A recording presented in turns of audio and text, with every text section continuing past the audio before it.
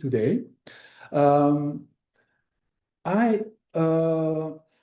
The idea of having this seminar series comes from our lab.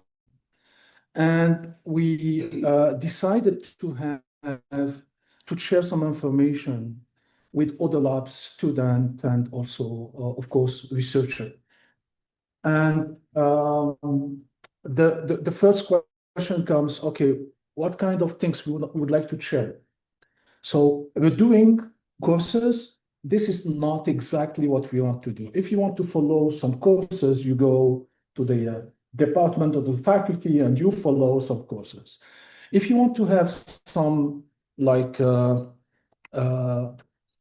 doing some research, oh, maybe we can just introduce all the student and the researcher to get some usable information to start doing some research. Which kind of research? It's a huge.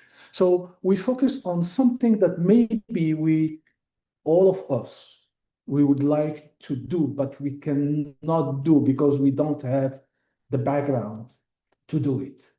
So background is usually the fact that I have a lot of knowledge on mathematics and or statistics or signal processing or neuroimaging, and I want to apply a specific technique in my research domain.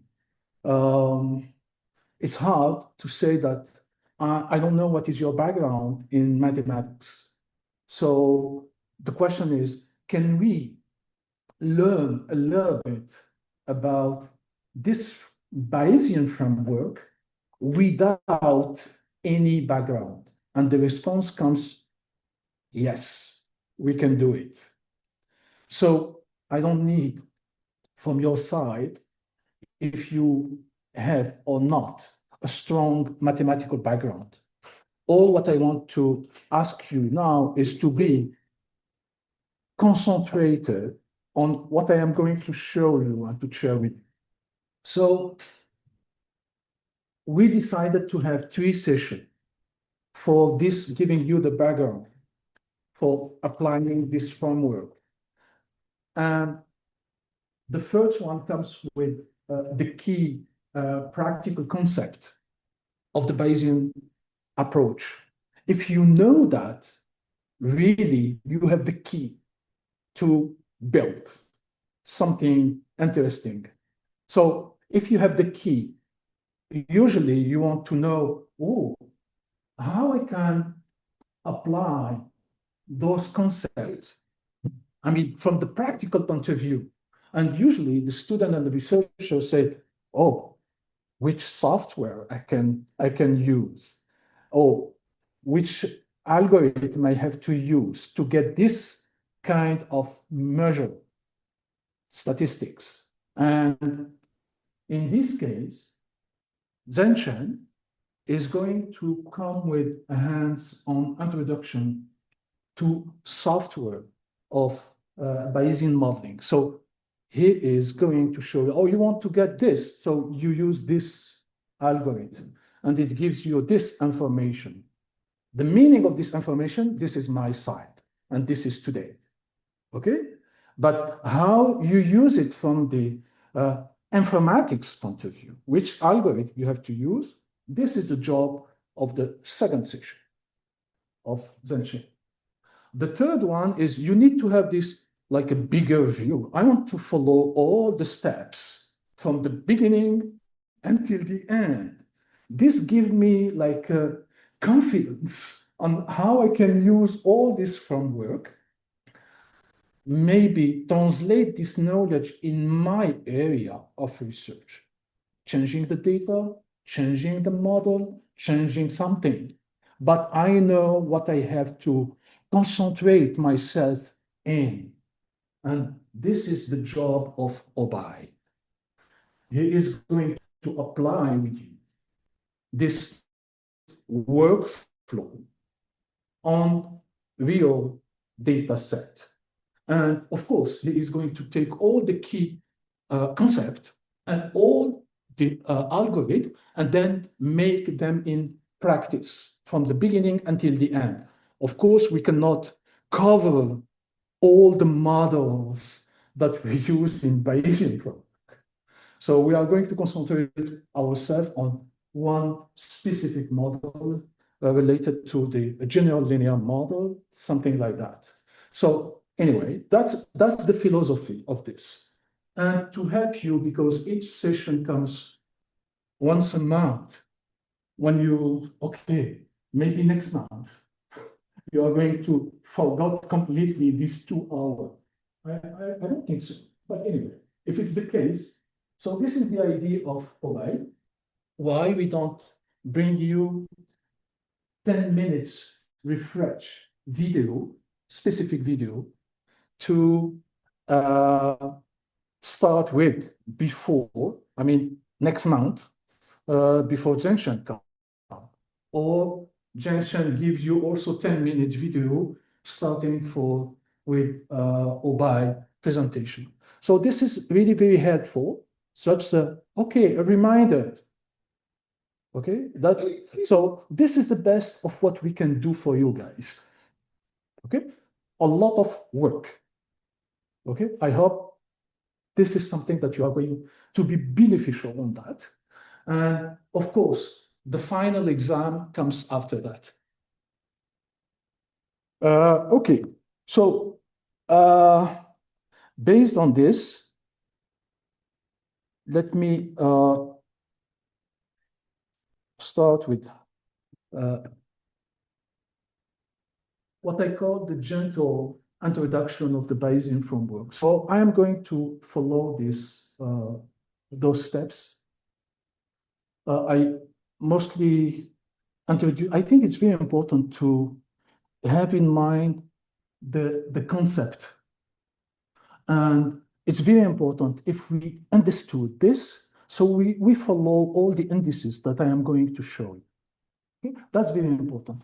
Of course, I'm going to show you what is Bayesian modeling examples that you can catch. Okay, what we are doing. With an example in the regression model, but this is just to introduce some indices.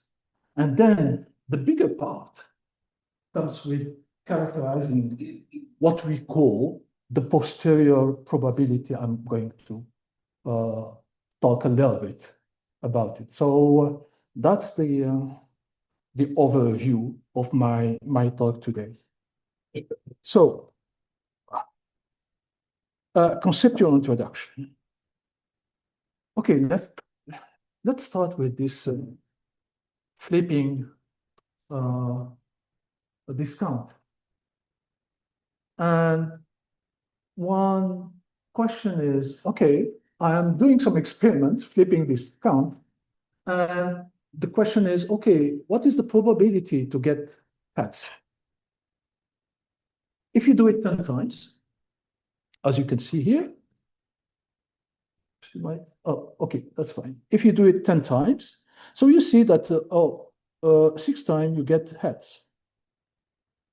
And the question is, okay, what is the probability that you get hats? And everyone is going to say, oh, it's 60%. 60% on this experiment, which makes sense. Everyone has in mind that, oh, it's not 60%. Because if I am thinking about if I would do it, I mean, 1,000 of time, or probably getting hats is 50%. Okay? But let put this out, and I am just concentrated on my experiments, and my experiment says 60%. So you decided that the experiment estimate this probability of getting hats at 60%, and you can also have this confident interval who comes from this frequentist statistics, saying that it's between 30.4% and 84.7%. So your value is within this confidence interval. Fine. This is what we do in frequentist approach. I do some experiments and I estimate some parameters. Okay. let's move to a Bayesian ID. So the Bayesian ID starts with, oh, do you have any kind of knowledge before I do my experiments? And you say, oh, yes, because, oh, let's say in this case, I do it several times before, and I got different results, 50%, 60%, 40%, 50%, etc. This is all my old experiments and knowledge. Okay, now I am dealing with the same experiments here, and I have some knowledge. I want to introduce those knowledge on the estimation of the probability of getting heads. In this case, if I add what I know, I can estimate the probability of getting heads as equal to 51.9%. So this is quite different from the one that I showed you before. Okay, and I define like what we call in Bayesian approach. I'm back to this to give you more precise definition of it. Credible interval. A credible interval is like something like a confident interval. It's not the same thing. It's two different things, but credible interval play the same role as confidence interval in Bayesian framework. And this credible interval says that, oh, the value that you have is between, in this case, 38.5% and 65.2%.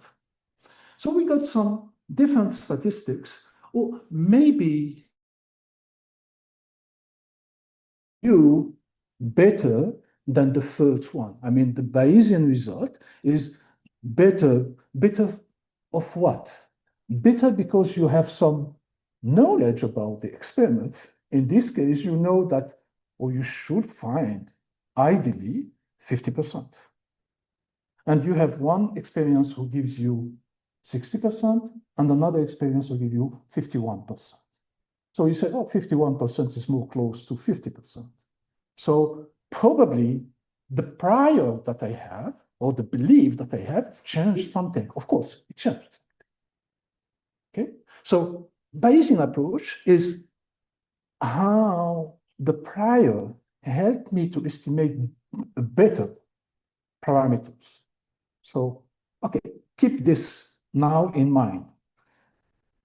Difference between the two, one used the prior, another one does not. Okay, good. So what is behind this? I mean, the philosophy of this. And this is very, very important to have in mind. So in the frequentist approach, the first approach that I show you, we measure this proportion or this probability of getting heads. This is the P parameters. And these parameters, I got one value, and this value is 60%. So 60% is what I call the parameter of interest. I have one value, and this is a fixed value. Of course, it's unknown. I do some experiment to estimate it, but I can do another experiment in the frequentist domain, and I got another p-value. That's right. Okay. So what is random? Randomness comes from the fact that I am doing, redoing the experiments. So, and this is random. I got experiments at each time. What is not random? I am almost the time estimating a proportion, a p-value, and this p-value, think about, I have like a general population that I don't know, characterized by a p-value.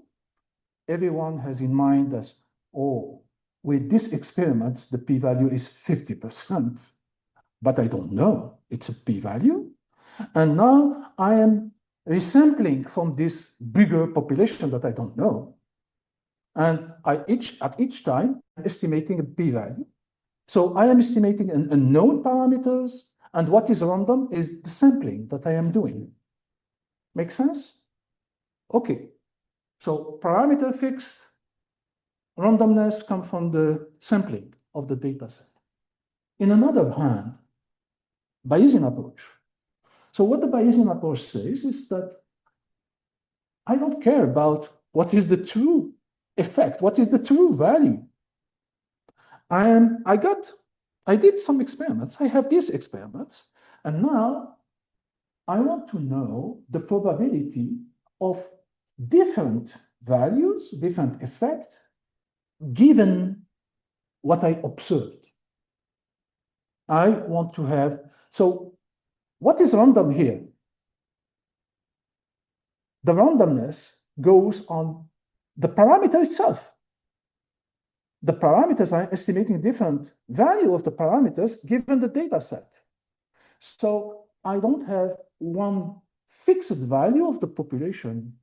I have a distribution of the parameters that fit with my belief on the observed data set. I have one observed data set, and I want to estimate the probability of the parameters, and each parameters within this, what we call posterior probability, are coherent with the data set that I have. Of course, the probability can be higher, so the belief is higher, or the probability can be lower, the belief is lower. So what is random is the parameters, and they are characterized by a distribution. You see the shift between the two? Makes sense for everyone? Good, guys, because this is very, very important point. This is our first basement. So it becomes to be solid. So we can construct now over this. Okay, so now go ahead and try to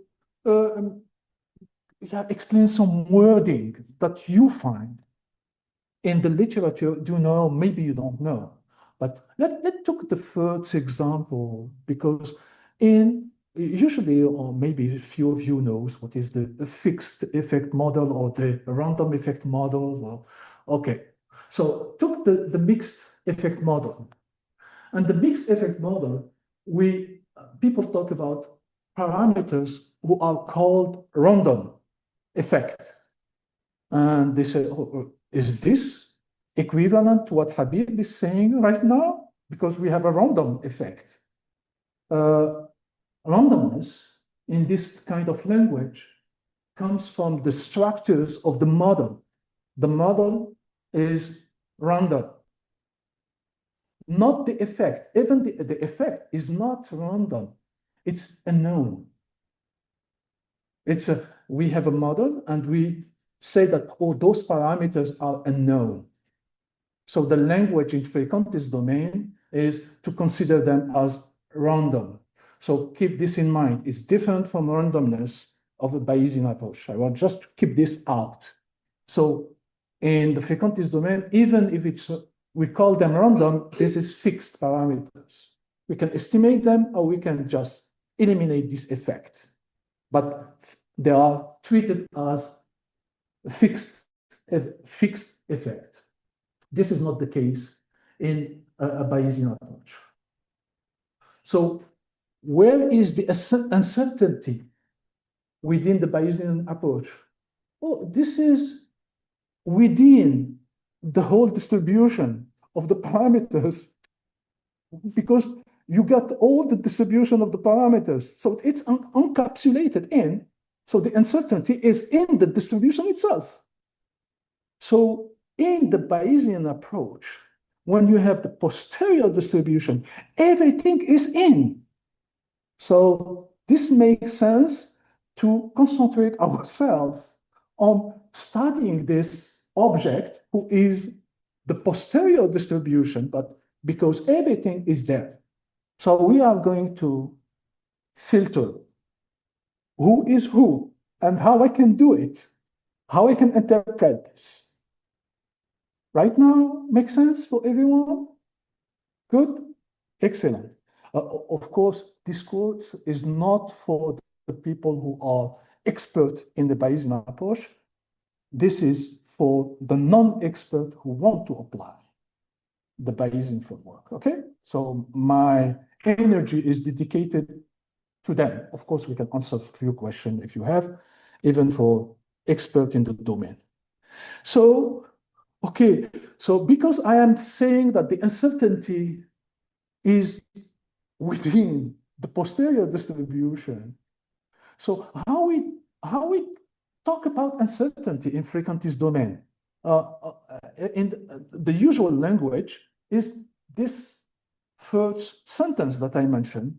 In the frequentist domain, we say that if we were to repeatedly compute confidence interval from data, let's say the coin that this experiment, so we can conclude that 95% of those intervals would contain the true parameters of the population.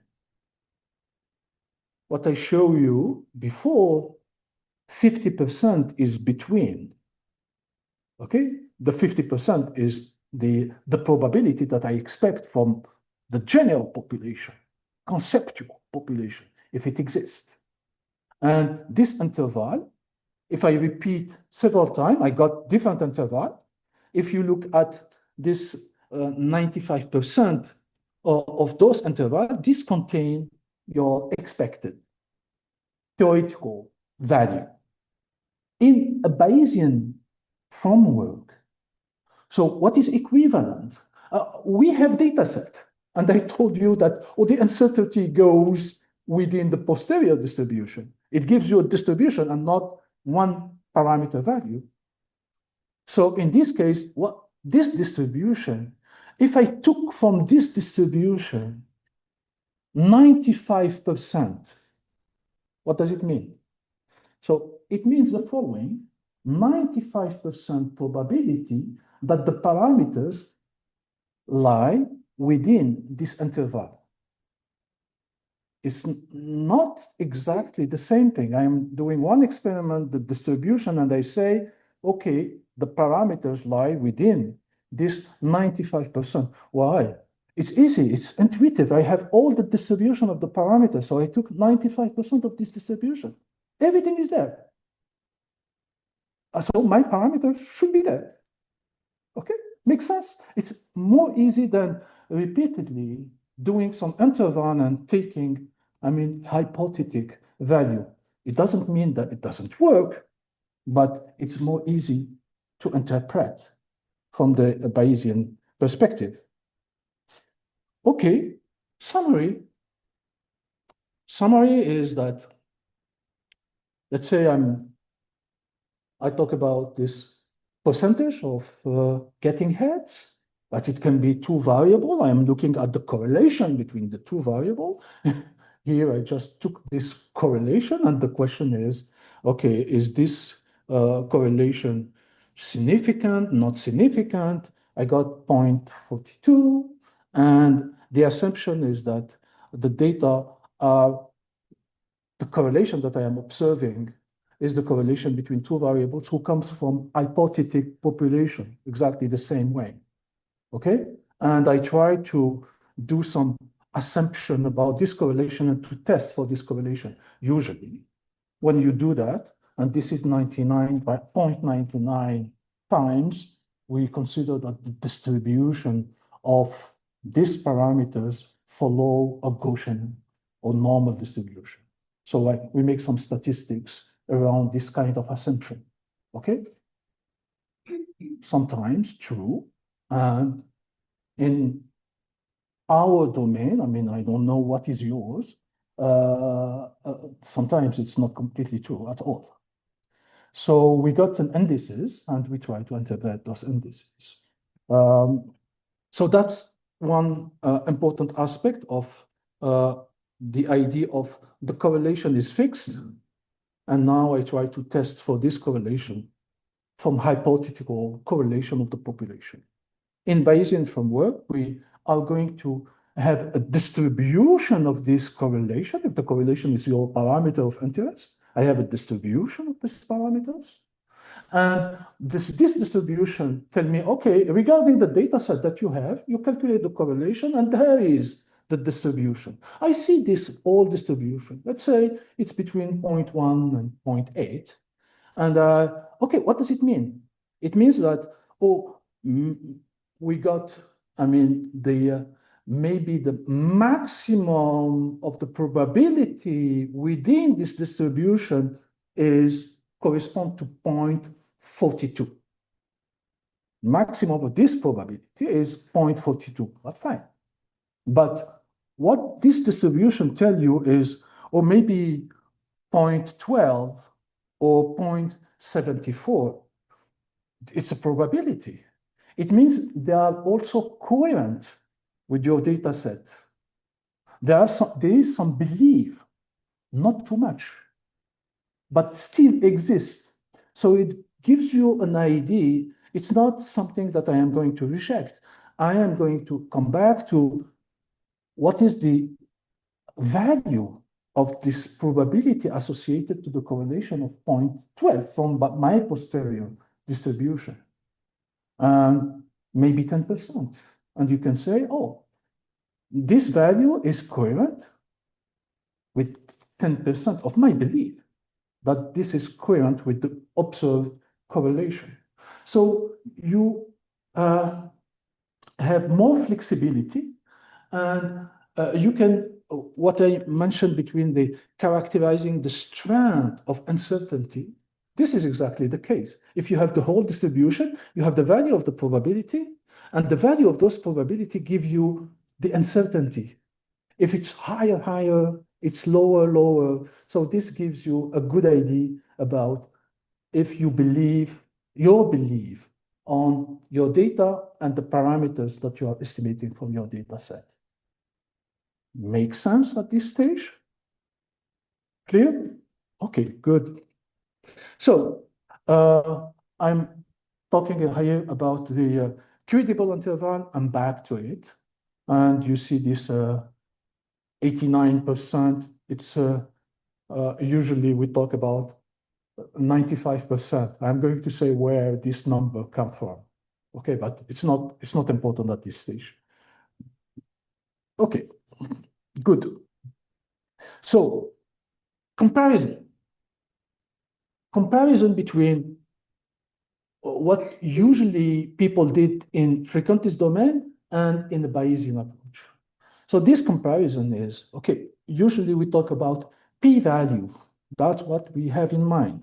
And we have this idea of the probability of observing the same or more extreme data set, that the null hypothesis is true.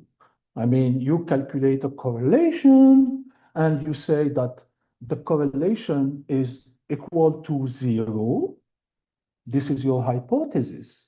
H0, my correlation is equal to 0. There is no correlation between the two variables, your hypothesis. And you want to calculate the probability of this hypothesis is rejected. This is the p-value that you calculate. If the p-value is less than 0.05, you say, oh, this hypothesis is rejected. Okay, you agree with me? This is what we did. You derive a probability, and if the probability is not higher, and we fix it randomly, I would say, but this is the tradition, having 0.05. Okay, you say, oh, no effect. No effect means there is an effect. There is an effect. So there is an effect, so you reject the hypothesis. Now, if you find that this probability is equal to 0.2, let's say 0.2, what you say? And this is the mistake of all the people, even in the expert, who say that this probability is too high. Oh, I am going to accept the hypothesis. This is not true at all. You can reject it, and that's it. If the probability is bigger enough, you cannot say, I am going to reject the hypothesis. What is the reason for that? Maybe the hypothesis is not true. Okay, that's fine. This is the alternative. But maybe the statistics that you are using is not so powerful to detect effect that it exists. So you cannot segregate between the two. And you cannot simply say, the probability is not as what I expect, so I'm going to accept or to reject. This kind of testing is one way. I reject only. Accepting is another story. So the frequentist domain cannot help you rejecting accepting the hypothesis. Rejecting, yes. Accepting, no. Keep this in mind. We are going to see how the Bayesian approach can help within this context. So the Bayesian approach can give you some indices that you can interpret like a kind of probability to hypothesis. So I'm going to talk about them. And do you need to have a large sample data set? Or usually in frequentist domain, the response is yes, or all of you knows that if you calculate, let's say, a t-test, you need to have a degree of freedom. And this degree of freedom should be enough, bigger, corresponding to your samples, in the way that you can interpret, even if you observe. When you reject a hypothesis, you should take care about the number of the samples that you have in your data set. Okay, so why? Because we are almost the time referring to what we call in statistics asymptotic distribution, usually normal distribution. Okay, so asymptotic means a lot. So do we need that if we are in Bayesian approach? The response is no. We still can do with more reasonable samples, calculate some indices who do that.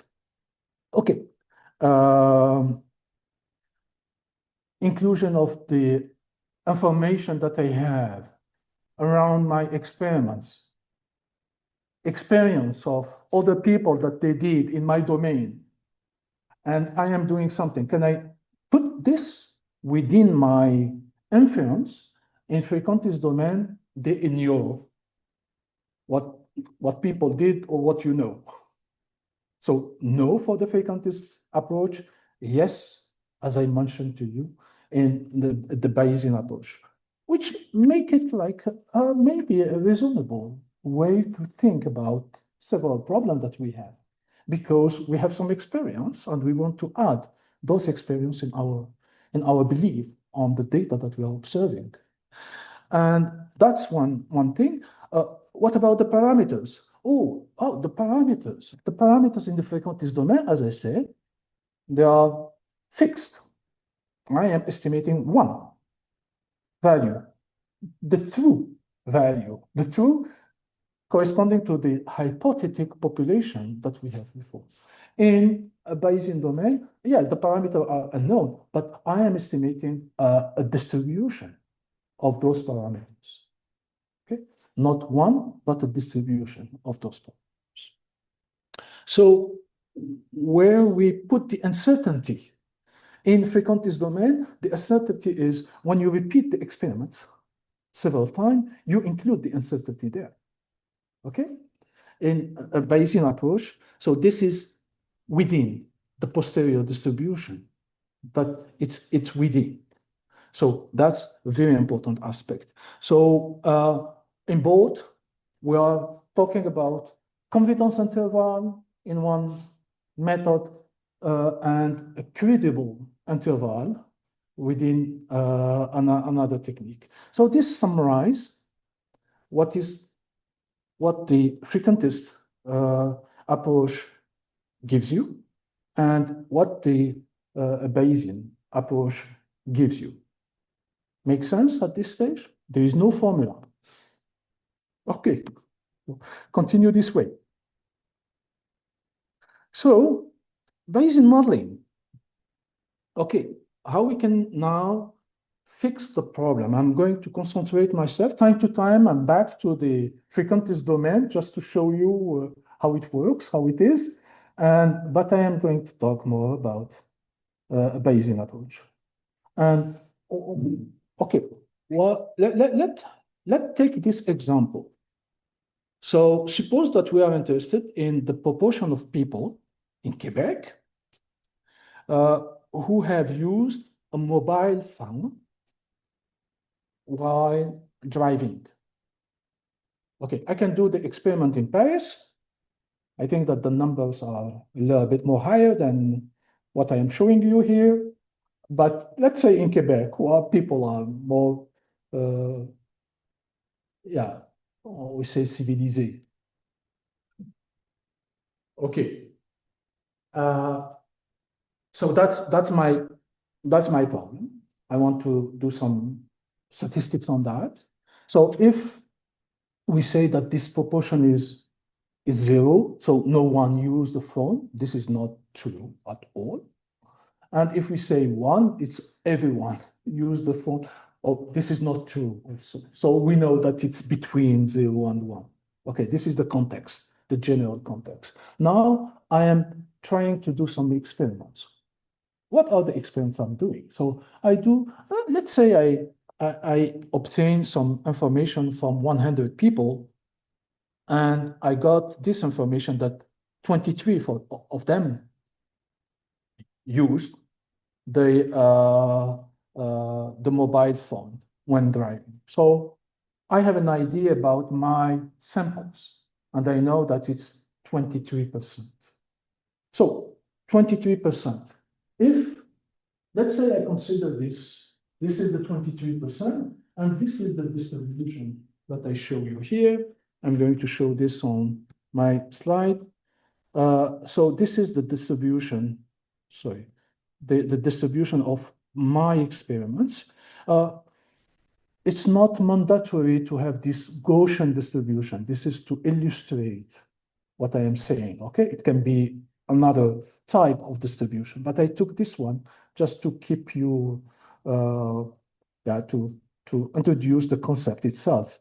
So this is the distribution around, and you know that the mean of this distribution is 0.23, and now I have some knowledge prior. What is this knowledge? The knowledge tells me that, oh, it comes from experts who say, no, in Quebec, it's the most, 30% at least of people use the phone or when they drive. And, it's between 20% and 40%, okay? And I have more information. It cannot be less than, it's between 30% and 40%. It cannot be less than 20% and probably not more than 40%. This is a kind of qualitative knowledge that I have. So let's put it like, again, this information like a Gaussian distribution where the probability or the maximum probability is between 30% and 40%. And I have less probability, less than 20% and 50%. Okay, this is what you see here, like a distribution where the maximum is between 30 and 40. Okay, so that's what I have in hand. And I want to estimate, again, my focus is to have this proportion of the population who used the phone when they drive. Okay, so, okay, because the Bayesian paradigm is making a compromise between the data that I have and the knowledge that I have.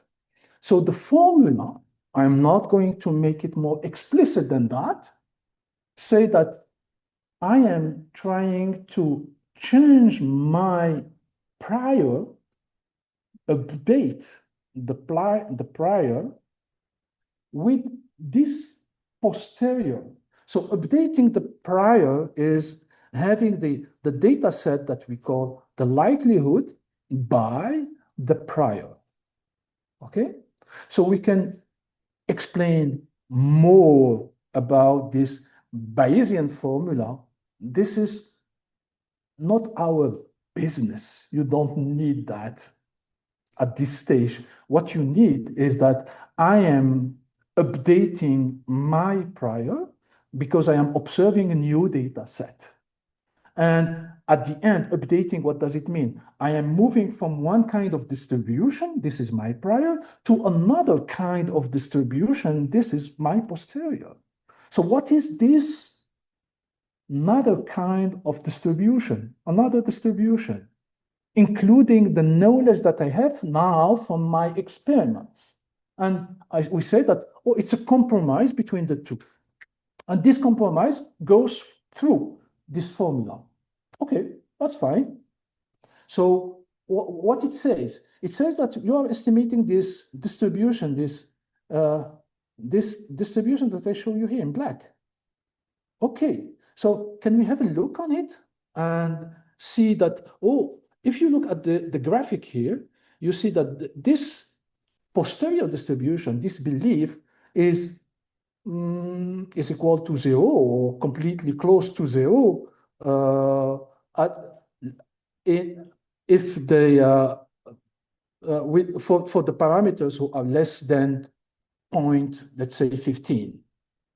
Okay, you can do the same here. So more than 0.40 or 40%, this probability or this update of probability is equal to 0. Look at it. What the formula did is that if your data set tell you that the probability or at some level is equal to 0, when you update your data set, oh, you should take into account what this probability is saying. It should be 0. So your updated distribution is 0. If now your prior knowledge say that, oh, it's 0, it should be also 0. So we got something like a kind of narrow range, because what does it mean? Uncertainty. You are reducing the uncertainty. So the posterior distribution reduces the uncertainty that you have from your prior, because you include some information coming from your experiments. So this is the concept of how you reduce the uncertainty, and you're reducing the uncertainty. You are more precise about what you want to measure. Make sense? Clear? Okay, good. So we do it by hand. And what you say here, and okay, when you reduce the uncertainty, this is what we call the compromise. And this compromise is completely implicit within the formula Bayes comes with. And this is what all Bayes want to do. How we can take into account something that I know within the experiment that I have, so reducing this uncertainty, so changing the probability. So that's the concept. And you show it here by hand, easy to understand. Okay, so what is the value?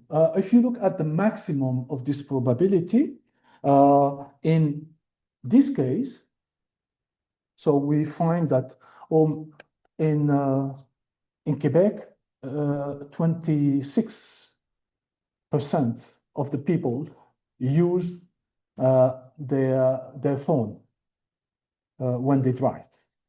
This is the what Bayes tell you. 26. It's not 23. It's more, but it's not 40%. Okay, that's what we have some belief, we have some knowledge, and now I correct this knowledge because I observe some data set that I have. Okay, and what is this 26%? So this 26% is between 23, this is my experiments, and 35, which is the knowledge that I got from outside. Okay, again, you see that it's like it's not a mean of maximum probability, but something not so far from this. It's a weight. So average somehow with some weight. Makes sense for everyone? Okay, so concentrate yourself on this. And now let's move to something important. I say that to estimate this posterior probability, you should know something about your environment, experience, models, and so on. So this knowledge, how I can take into account knowledge, because it's like something like, it's not so clear. What knowledge means, how I can encapsulate this knowledge within my framework, all those questions, I try to answer to them and giving you a general concept. So knowledge, at least from the philosophy point of view, it can be something that I don't have knowledge about my experiment. What does it mean? So any situation, because I don't know, is equivalent. So in this case, we talk about a flat knowledge or flat information. So this flat information, there is no information in. Everything is the same. This is what does it mean? Okay. So can we apply, even with this, the Bayesian framework? Yes, it's uniform. I can consider that, oh, my knowledge is simply uniform. Uniform means I have no knowledge. I don't have any knowledge. Okay, that's first. Okay, it happened in some situation that I don't have some knowledge. Okay, great. Can we use Bayesian framework? Yes. Okay, we can see what are the results in this case. I can have very strong knowledge. The strong knowledge that I know from different experiments, from different things, what kind of distribution of the parameters that I should have. And this is very strong. Maybe not the whole distribution, but the main probability. Let's say I know that the probability, 80% of the probability should be there. So this is a very strong knowledge. Okay, it's not 100% of probability, but 80%. It's enough to be strong. And I can have something like, oh, I have some idea. I have some idea about where the parameters are, but not so, I mean, I cannot quantify it, I mean, clearly. And this is like what they call weakly informative knowledge on the Bayesian approach. So took this and keep this as a distribution. Look at it, because almost the time what you are going to apply need to define this kind of knowledge. So how you do that? Okay, so you have some examples here. Easy to know. So the first one, prior one, is the one that I don't have any kind of knowledge. This comes with a uniform distribution. That's it. And it can be a little bit different. I don't have too much information, but I know that between some values within an interval, I have some belief that probably the probability is more higher there. And this is the prior number 2. So you see that the distribution is not flat, but you have some kind of knowledge. Yes.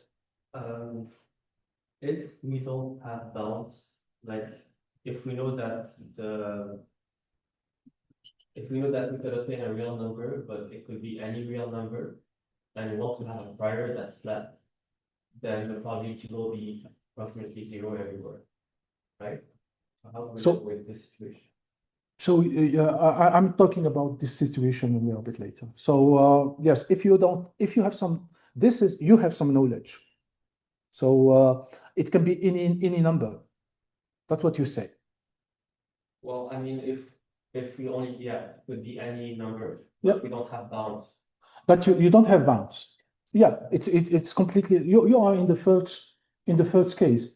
Yeah. So you are in the first case. So you can consider that in your case, it's a uniform.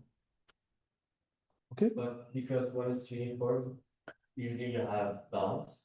And so no, that it can be infinity, the bounds. So you are talking about the third prior. No, prior one. Yes, prior one, it's uniform and everywhere.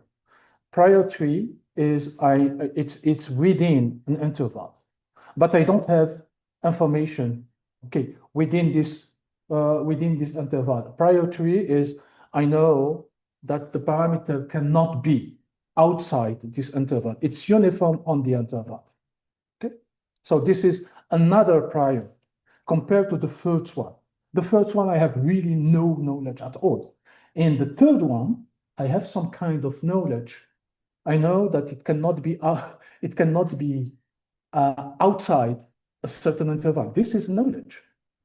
Okay, so that you are in the case number 3. So, and within this case, you can also say, within this, I have some kind of a tiny knowledge, and this is the number 4. I have some belief. I'm not sure, but the belief is not 0, it's not uniform, I would say. So this gives you this form of knowledge on prior number 4. You can have the situation where you have a very strong knowledge. I know that the distribution is around 100. I know that. And I know what is the variance around this. So it gives you, roughly speaking, you can, it's the most bigger probability is there. So this comes with the knowledge that I mentioned prior number 5. So you have this kind of knowledge. I'm not talking about distribution itself. Afterwards, we are coming to how we can model this. But I am talking about idea where my knowledge is. Okay? And the last part is, okay, I have a strong knowledge and I know that this knowledge, it's like a kind of low score. Okay? So if I want to model this, how this influence the posterior distribution. Okay, so I'm going to show you this as a simple example. Yes. First, sorry, in the first. Yeah. No, you have it here. All of them. This is the first prior one, the uninformative, the blind prior, and the 2 and 3 are weak informative priors, and yes. 4, 5, 6 are are very informative. Or you can, the more informative are 5 and 6. Okay, that's the more informative. So if you look at this black curve, you see that when I don't have any information is uniform information. So uniform information means that, okay, the distribution is uniform. If the distribution is uniform, remember, I told you that I am looking at the posterior distribution as an update of the likelihood. And I put likelihood by a prior, okay? This is the formula of Bayes. So if you put uniform distribution on the prior, you are not changing the posterior, shifting the posterior, but not changing the posterior. And this is the reason why you see that a dashed line, which is the likelihood, is collapsed with the black distribution, which is the posterior distribution. So we got the Bayesian approach tell you with the uniform distribution, you got the likelihood. And we can demonstrate this theoretically, but anyway, it's not, it's intuitive. If I don't have any information, the whole information that I have is within the data set. So it means that if I look at the distribution of the posterior, it should resume what I have as an information within my data set, likelihood approach. Okay, so the frequentist approach becomes like a Bayesian approach with uniform prior. Okay, it's a very simple case of the Bayesian framework.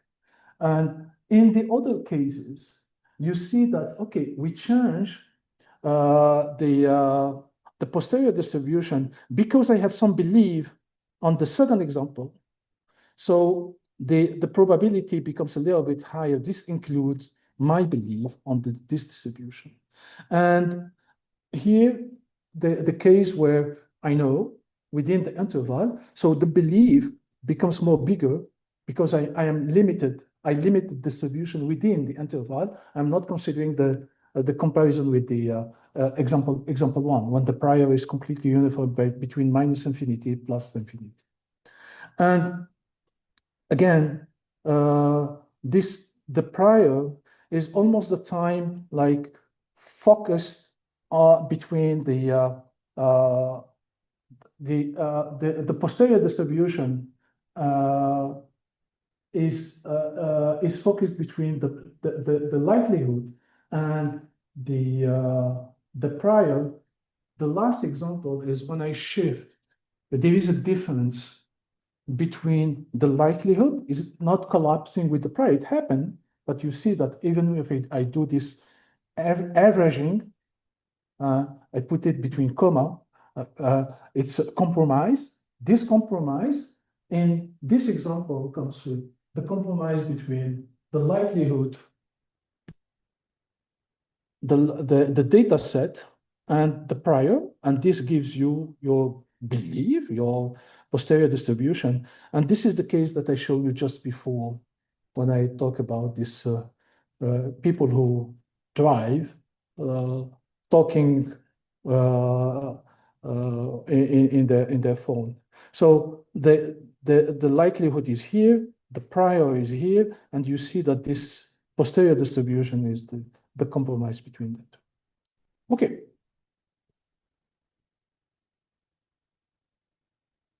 So maybe before talking about this, so what we would like to do is to talk about, I have my own experiments, I have my model in hand, and I have also knowledge that I have from my experiments. And the question is, okay, what is my model? This is your, I would say, your area of research, that this is the scientific question that you are asking, finding a relationship between features that you have and output. So that's something you can model using different type of model. This is something that you have to define. Okay, so the model is exactly the same as in frequentist domain. We are talking about regression method, classification method, or whatever. All those techniques are exactly the same in both. Now you have to come within your experiments with knowledge. I show you different type of knowledge, non-affirmative, weakly, and more affirmative. Now, how you can bring this and to put it within a specific model that you are going to use. You have two guys who are coming later to show you. Now, this type of knowledge, you can put it here with this model, and this type of knowledge, if you are dealing with a linear model, this type of knowledge is more suitable in this case, and how you can apply it. But the knowledge that I show you, they are now, from the practical point of view, you are going to encapsulate this kind of knowledge in different models that you use in Bayesian inference. Okay, I'm not going deeply on modeling your data set or modeling the knowledge. I give you this, overview about, okay, you should deal with this and this. Today, you are not able to do it, but after the 2 sessions, you are completely able to do it completely. Okay, so now you have your knowledge and you have your data set. And I told you that we are estimating a posterior distribution. This is our focus. And estimating a posterior distribution, okay, you can just push button on the software and got the distribution. Okay, that's fine. A lot of people did that. The question is, okay, but are you sure that what you estimate is enough stable? So you can interpret all what I am going to say now. So this is a fundamental question. When you push button, ask yourself, what I got is something who makes sense or not. So make sense is at least from the practical point of view. So what are the tools who help you showing that, oh, now what you got as a result is enough stable so you can interpret the result? You should have a look on this. So what I mentioned here is one method who estimate this posterior distribution of the parameters. And because what we are doing when we do a Bayesian framework, we are almost the time calculating an integral. It's an integral. I have different functions, and I put together those functions is multiplying those functions, and I am integrating those functions over a space of the parameters. So sometimes if you know which kind of posterior you should get and what is your prior on your data set, well, maybe this is easy. You can analytically derive which form of the distribution you should have. But in real life, this is not the case at all. And what does it mean? It means that when you do this integral calculation, you are in the situation where you cannot, there is no analytical solution for your problem. So you have to do this bigger integral, a complex integral, and how you do it. So there are several methods, numerical technique, who help calculating this integral. And this is what we call Monte Carlo or Markov chain Monte Carlo methods. It's an iterative technique. And the idea behind this is if I know this, the probability density function, the probability density function is known, maybe not completely, but is proportional to a known function. So how I can calculate an integral of this? if I can sample from this distribution and I calculate the mean, this is something who is going to converge to the calculation of the integral. I am not doing this course. I can do it, but it's not our purpose. It's just to let you know how we calculate this integral from sampling. So sampling, I got samples, that's fine. And I average them. This is the integral. This is the posterior. But sampling maybe causes different difficulties. Yes, you have to take care about how you sample the data. If you sample the data this way, this is your posterior.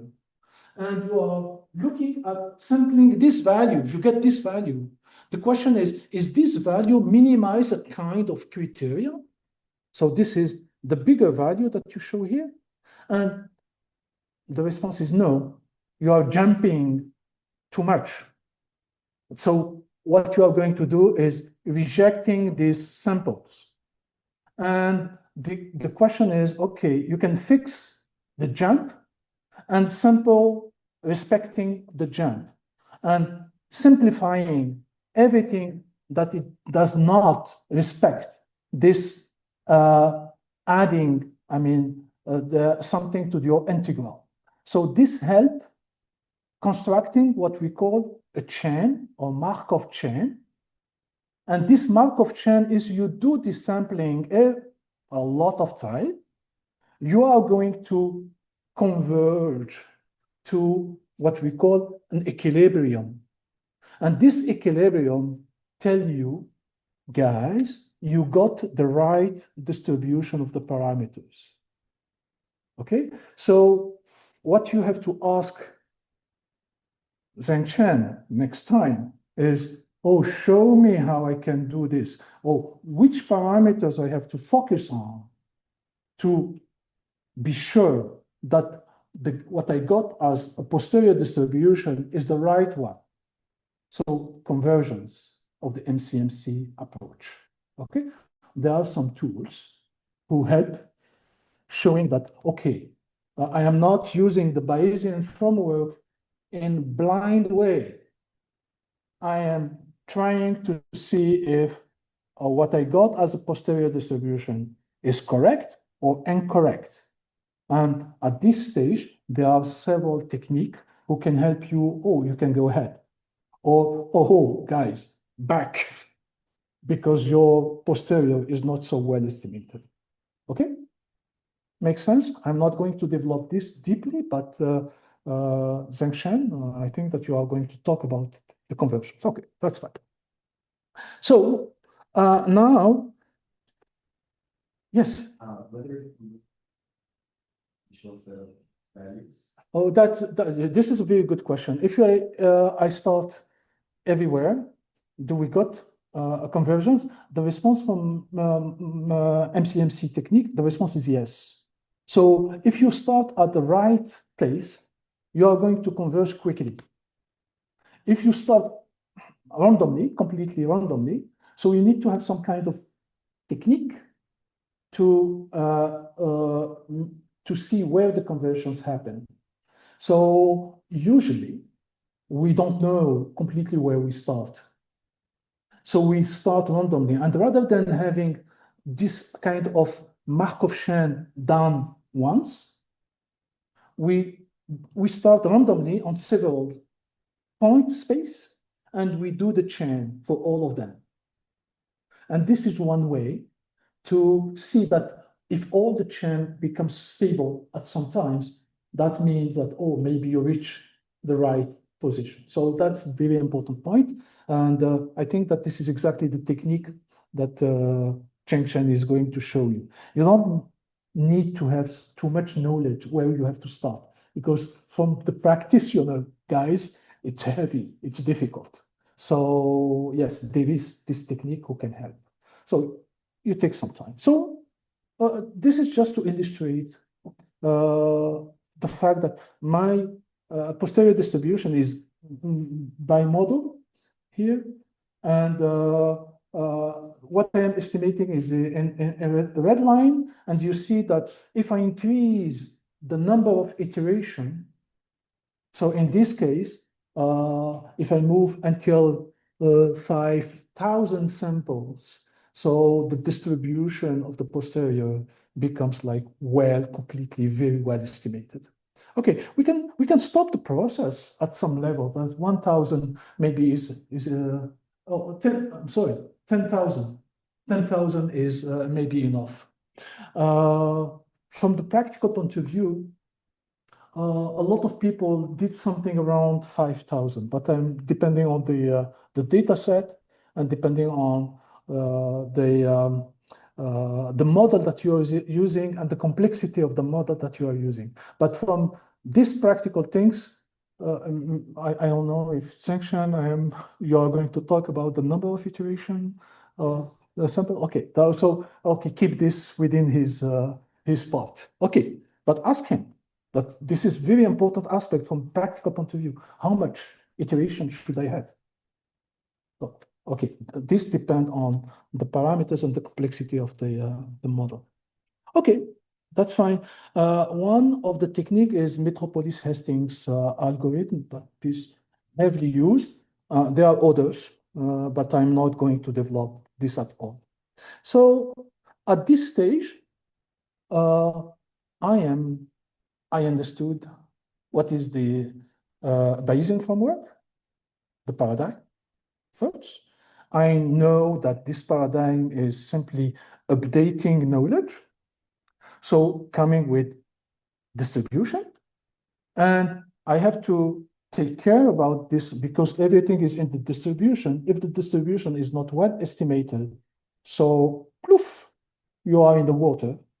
If it's well estimated, now we can talk. What we can get from this information now.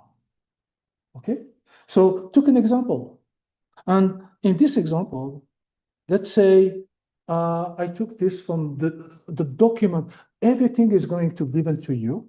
I mean, document everything that I use for having this lecture. And, so we are going to share this with you as an information. Statistics.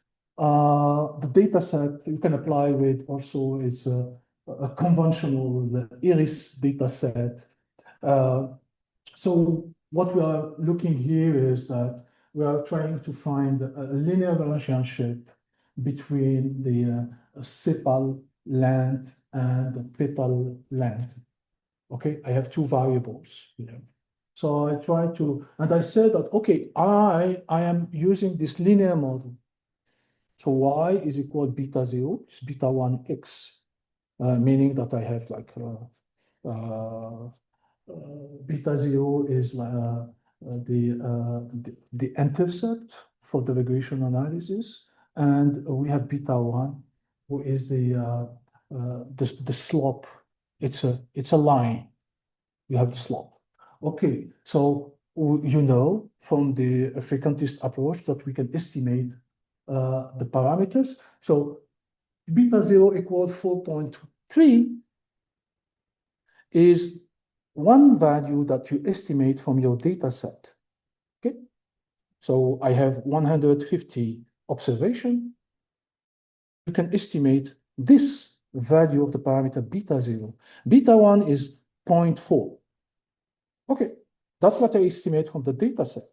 You can also estimate based on this confidence interval, or in this case, you have the standard deviation. So it's your standard deviation of the parameter beta 0 is 0.078, and beta 1 is 0.018. Okay, that's fine. So from this, you can also derive the conventional t-statistics and calculate the p-value. P-value means that I am testing the fact that beta 0 is equal to 0. The probability here is lower than 0.05. And you can, this is what the start says, or it's you reject the hypothesis. And here also, I reject the hypothesis for beta 1. So meaning that this model gives you something like a coherent with a linear relationship between petal length and sepal length.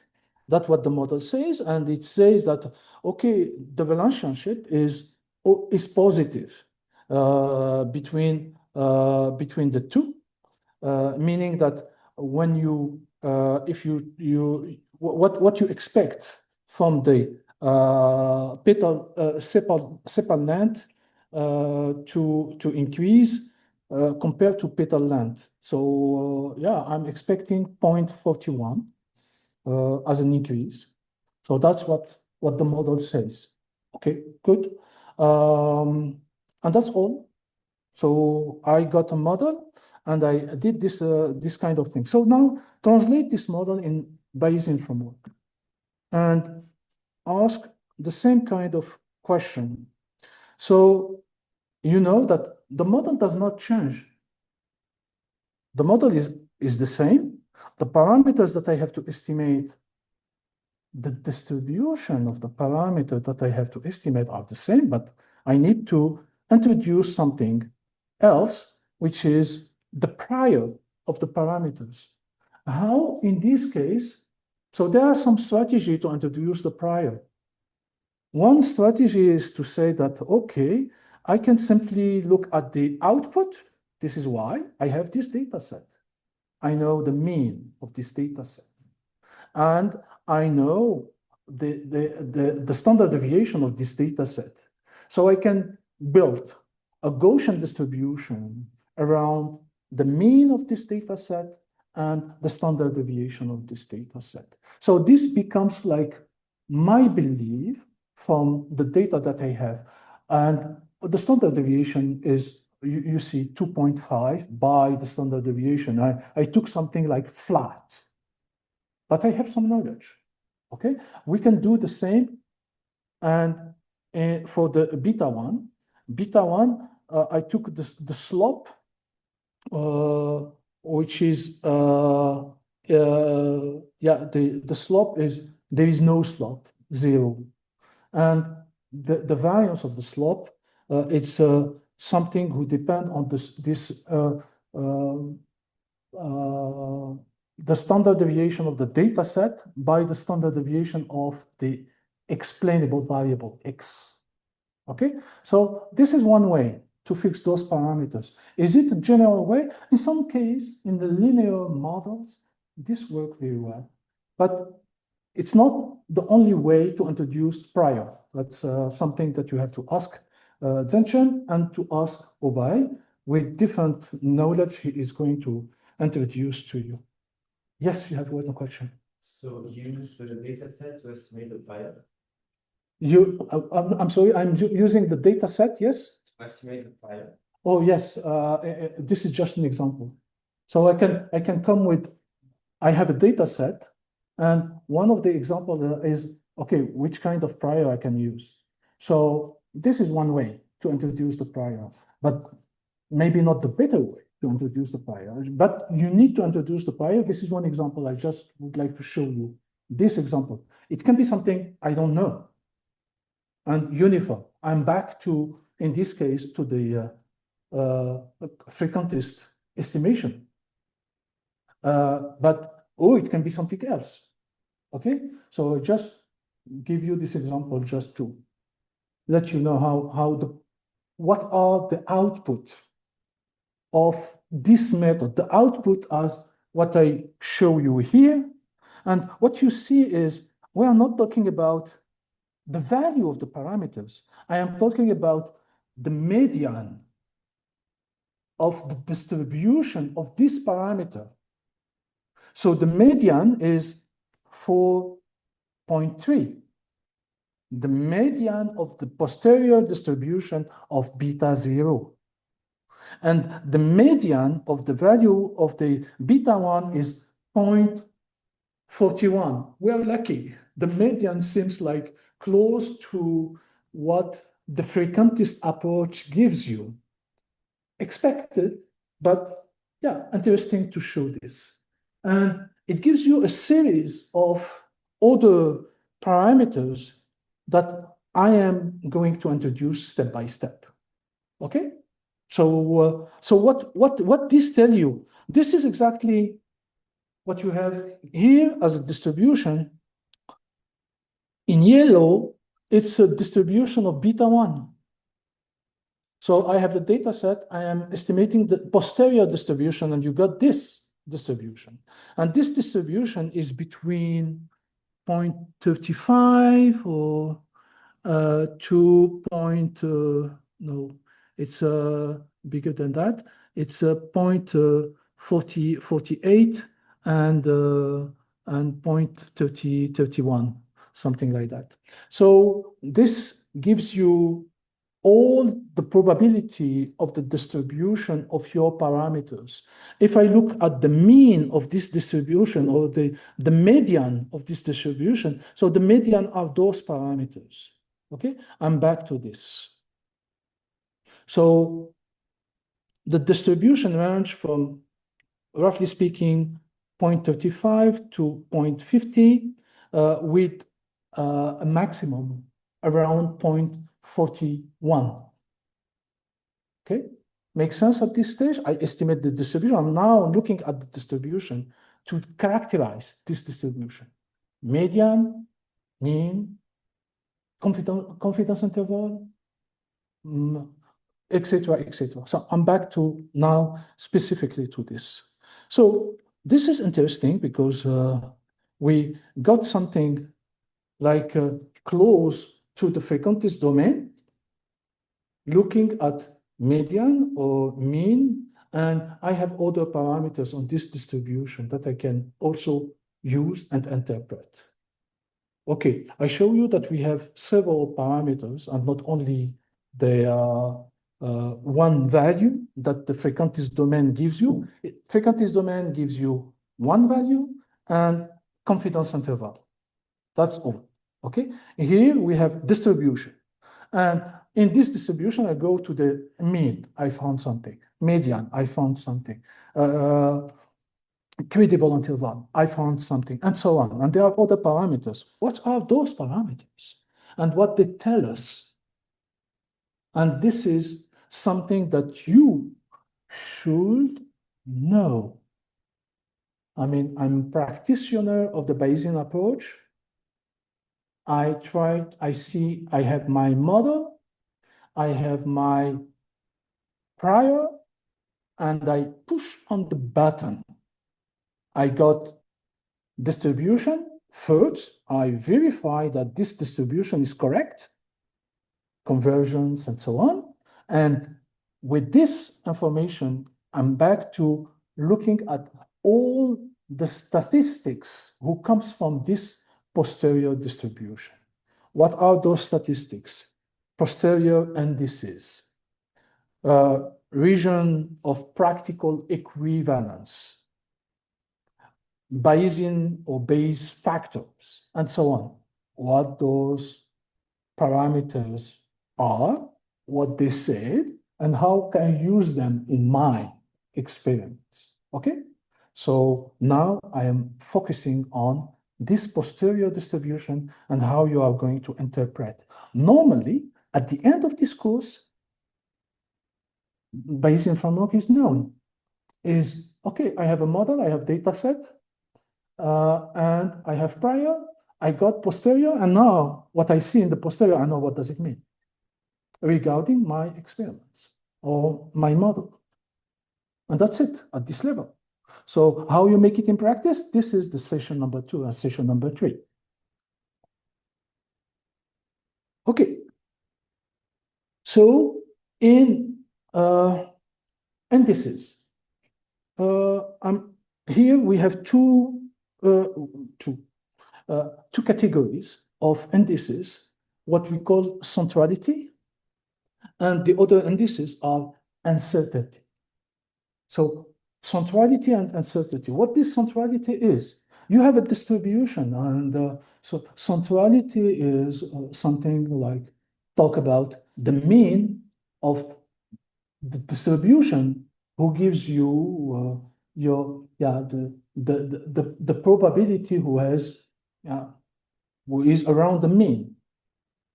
It can be median, exactly as we did in conventional statistics from the posterior distribution. It can be the maximum a posteriori value.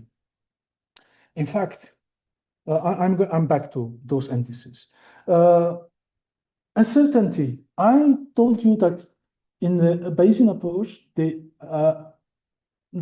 uncertainty is encapsulated within the posterior distribution. So I have just to look at how the distribution is and calculating this 95% of probability. This is the area under the curve. Area under the curve, that's it. And we are going to make a reasoning on the area under the curve. So that's it. So this is very intuitive, and this gives you a strong interpretation of your result. Okay, and this is what we call the confidence interval. Okay, now, make it more clear. So centrality. So centrality is like mean, median, or map, maximum a posteriori. So median, in this case, this is, I have a distribution. The distribution is between 0.35 and 0.50 with a maximum of the distribution is 0.41. That's what I can simply show on looking at this distribution. So what is the maximum a posteriori? The maximum a posteriori is the peak of the distribution. You go to the peak. What this peak means? This peak means that you have the higher probability corresponding to this value of the parameters. So the parameters with a higher probability.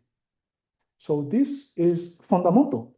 And so I can, if I have to take one parameter, I go to the higher measure if I estimate correctly my distribution, and this gives you a higher probability of these parameters. So the uncertainty with these parameters is lower because I am at a higher level of the probability.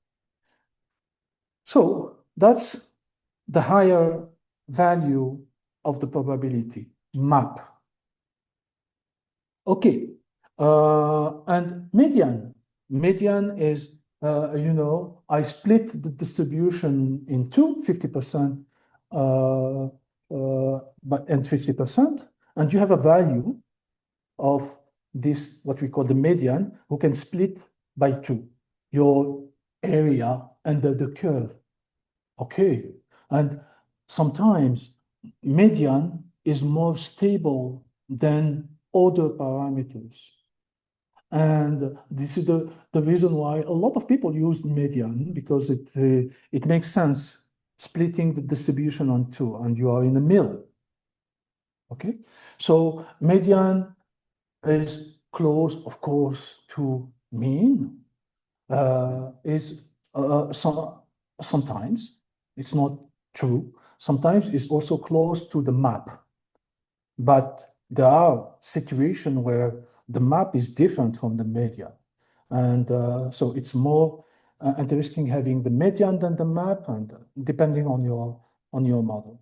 So that's the simple things that we did in conventional statistics with median and maximum and mean. What is this uncertainty? We talk about credible interval. So credible interval is, okay, look at where is the maximum of area within this distribution. And you can fix it. You can say, oh, I am fixing this to 95% if I am referring to a conventional hypothesis testing. But there is no reason to find 95% here, and you can play with 89%. So the question is, why 89%? And there is a joke. It's why not? Okay, and there is another one reason that I find interesting, and I want to share with you. This is from the practical point of view. 95% in several models seems the most stable result that we find in a Bayesian approach. But think about it. So what does it mean? It means that depending on your belief on the data set, on your model, so you can play with this interval, and this gives you like a graduation of your belief. So you have 95%, but keep it fixed if it's more easy for you to refer to the conventional statistics as 95%. Okay? But think about it. Some statistician comes with 95% is correspond to the prime number who is, prime number that does not exceed the already unstable 95%. So there is some, but again, from my point of view, prime number with this has nothing to do. It's like mathematicians like to see prime numbers somewhere and they put it here, but from the practical point of view, keep this more easy. So yes, from the stability, it means something. And from referring to knowledge that we have, 95% comes like as usual as we did. Okay, so that's it. So it's easy to see that in credible interval is where is the concentration of the probability. And this is very important to have this area under the curve. What I am doing here is not statistics, guys. I'm simply looking at curve and showing you that it makes sense having this credible interval. And your value from your model should be in. There are in. Okay? So this gives you some clear interpretation of this. So one thing that we can do is to look at the characterizing if 0 is within this interval or outside this interval. Okay, so in our case, so we can is if the credible interval contains 0 or not. So we can test for this and showing if the 0, in our case here, 0 is outside this interval because everything in the posterior distribution is positive. So 0 is outside. So what you can say is the parameter beta 1 is clearly not 0 and with a higher credibility. Okay, makes sense? Okay, so I want to speed a little bit. So we can use this. So the credible interval, as you can see, it gives you the most belief where your parameter is. Okay, and this is very important. You can quantify this. Now we can move to what we call the probability of direction or the maximum a posteriori based p-value. And this is another, and this is, and what is this? So the probability of direction is the yellow surface that you have.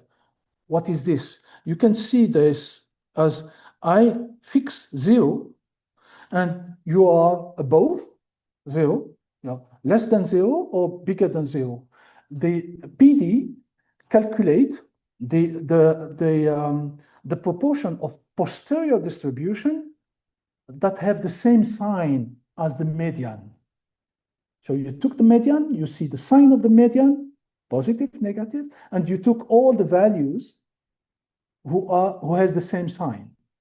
Okay, in this case, positive value, and you got this area who show you that I am above, this is the direction, positive value, negative value. And this is why we call it direction. And this gives you, you can look at it as looking at the maximum of the probability, posterior probability, who is less than 0 or bigger than 0, in which sense it goes. So you have more probability if it's positive, or less probability if it's more negative. So your value is something that move from positive to negative. How we can interpret this? So it's something that I am going to relate to the frequentist approach, just to keep you this clear. So PD less than 95% is you have a lot of uncertainty. PD greater than 95%, you have possible effect that you can see. More than 97% likely existing. 99% is probably existing. And 99.9, this is certainly existing. So it's like a kind of range that I am rejecting the hypothesis depending on how it evolved. So you can fix this and you can have an idea about the existence of the effect in your data set. Okay? Existence of the effect. If your effect is modeled in your model, you can put it to 0. If you put it to 0, you ask yourself, is this, if I put it to 0, is this give me a higher PD or lower PD? So that's one way. A parameter that exists refer to what we mentioned as the your parameter is different from 0. But the parameters always exist in the model. So you have the parameters within the model. You have almost the time a probability associated, a PD value associated to these parameters. It can be high, it can be low. Okay, it exists, but you can decide if it exists certainly or it's uncertain. Okay, and this kind of things as something close to what we know about the probability in frequentist domain. I'm back to this. Yeah, so in the frequentist domain, you have a p-value who is less than 0.005, and it's used as like a hard threshold. So you reject or and that's it. In this case, you have different value of the parameters. So it gives you some a kind of, it's not a decision rule, as I mentioned, but it gives you it quantifies your belief on the fact that the parameters, for instance, is equal to 0 or not. Okay? So one thing very interesting is that there is a kind of, in a particular case, and this is just for you to understand what PD means compared to p-value, because you have more experience in p-value than in PD. So I give you the different threshold here of the PD, and we look at what from the p-value that means. So if your PD is less than 95%, this is a p-value corresponding greater than 0.1, for instance. If the PD is greater than 99.9%, this corresponds to a p-value of 0.002. Maybe one of you ask about, okay, why I have to use the PD rather than p-value? Because you are saying that they say the same thing. Yes, if the distribution of your data set is unimodal, they say the same. But there is no guarantee in Bayesian approach that the posterior distribution is symmetric, unimodal. This is a huge constraint. Okay? In this case, in the case where the posterior distribution is symmetric and also with one mode, p-value, PD are collapse. If there is not the case with different mode, So in this case, there is no equivalence between the two. And I just push in the area of using PD rather than using p-value, okay? Okay, so that's all at this stage. And what is map-based statistics? Yes, go ahead. In the previous example, Yeah. Is the distribution normalized to have zero mean?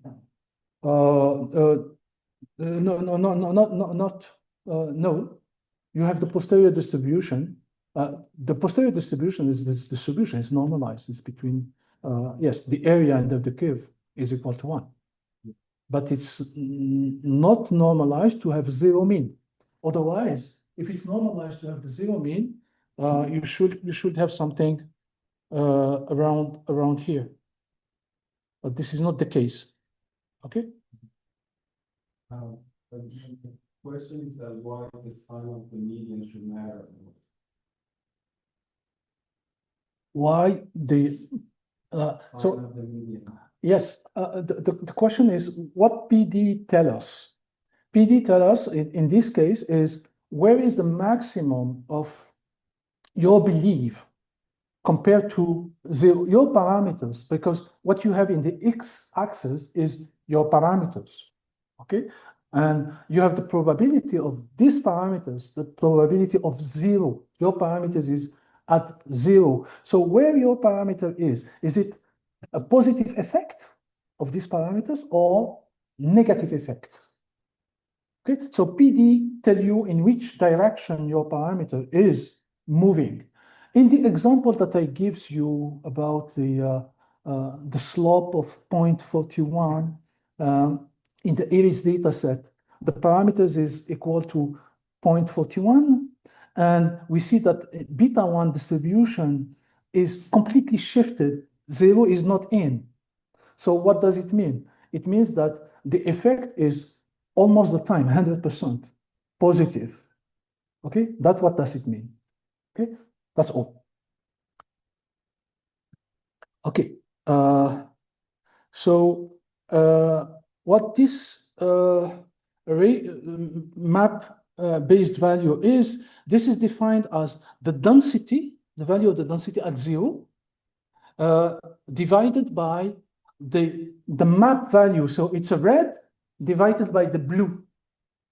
So you have red, what it is the probability at 0 of the parameters. The probability of the parameters equal to 0.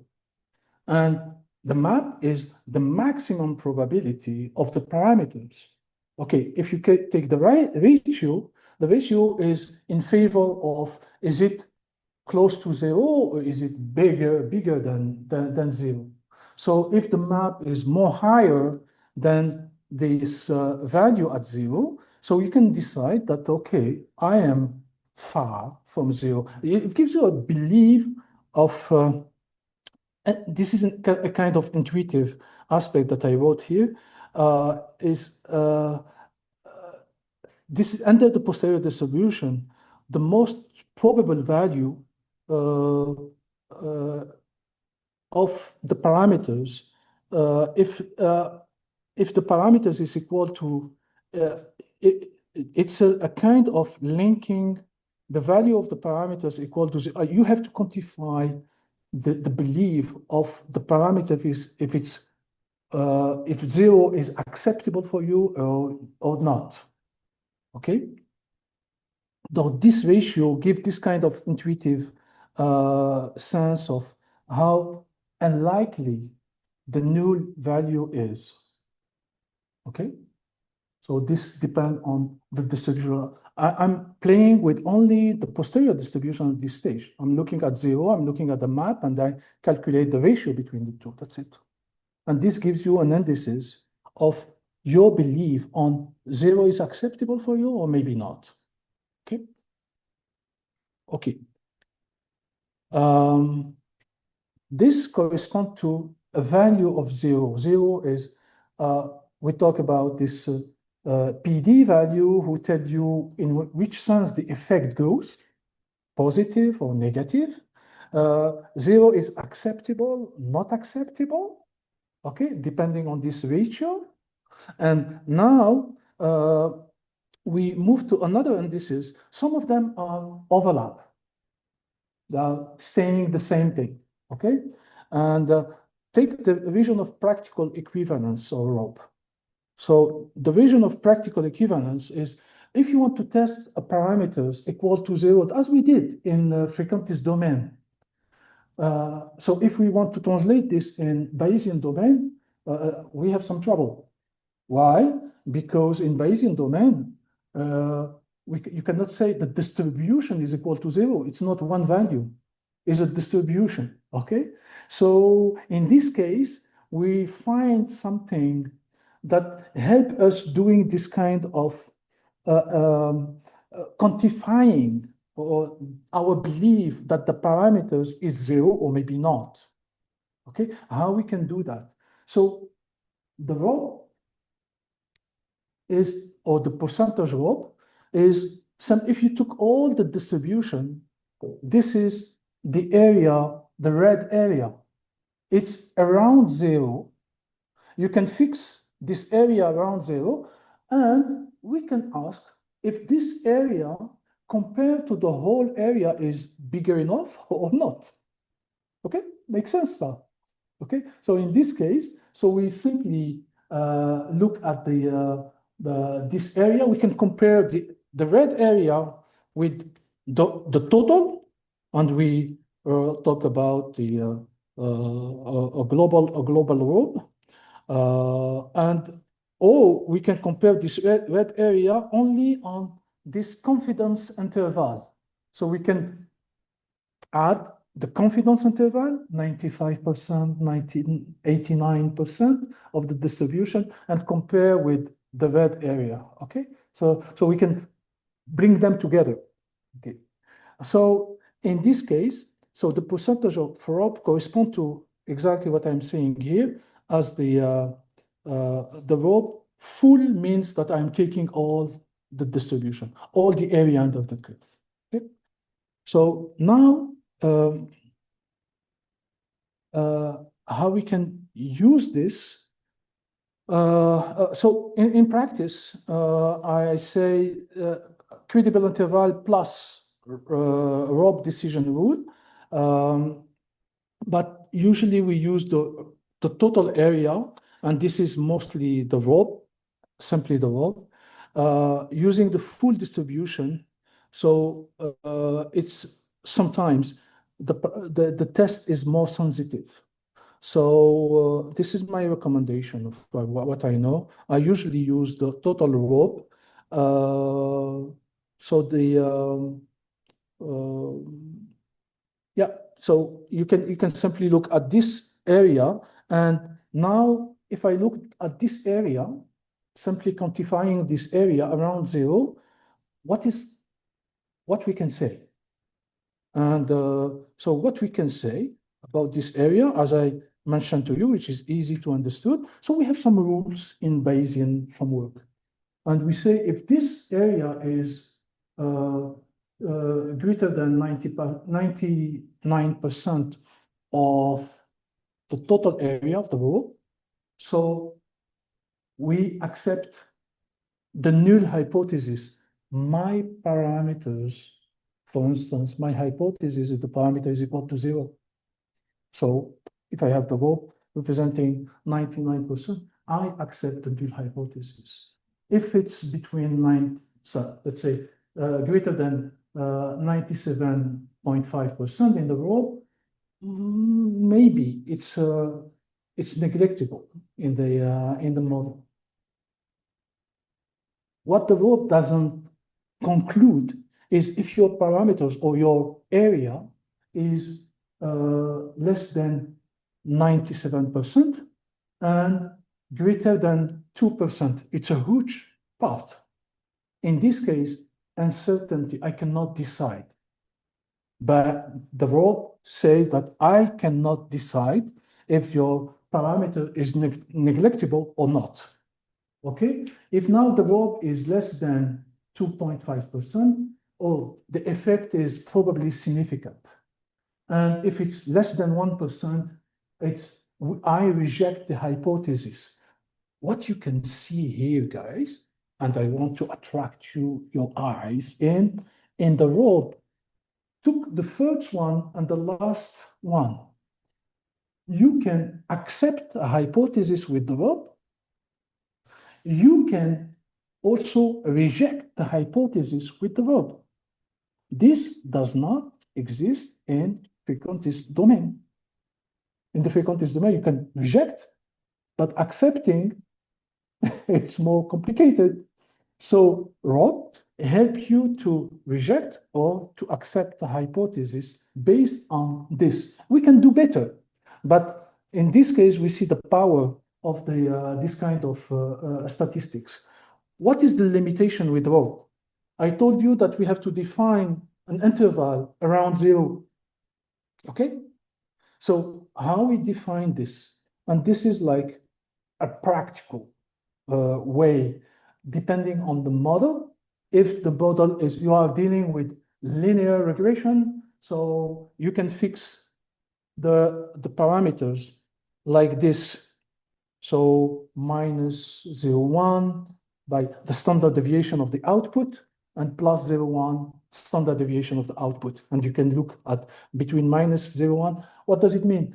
I am looking at the p-value, at the parameter value who has an effect on my output, because I'm interested by having a significant effect on my output.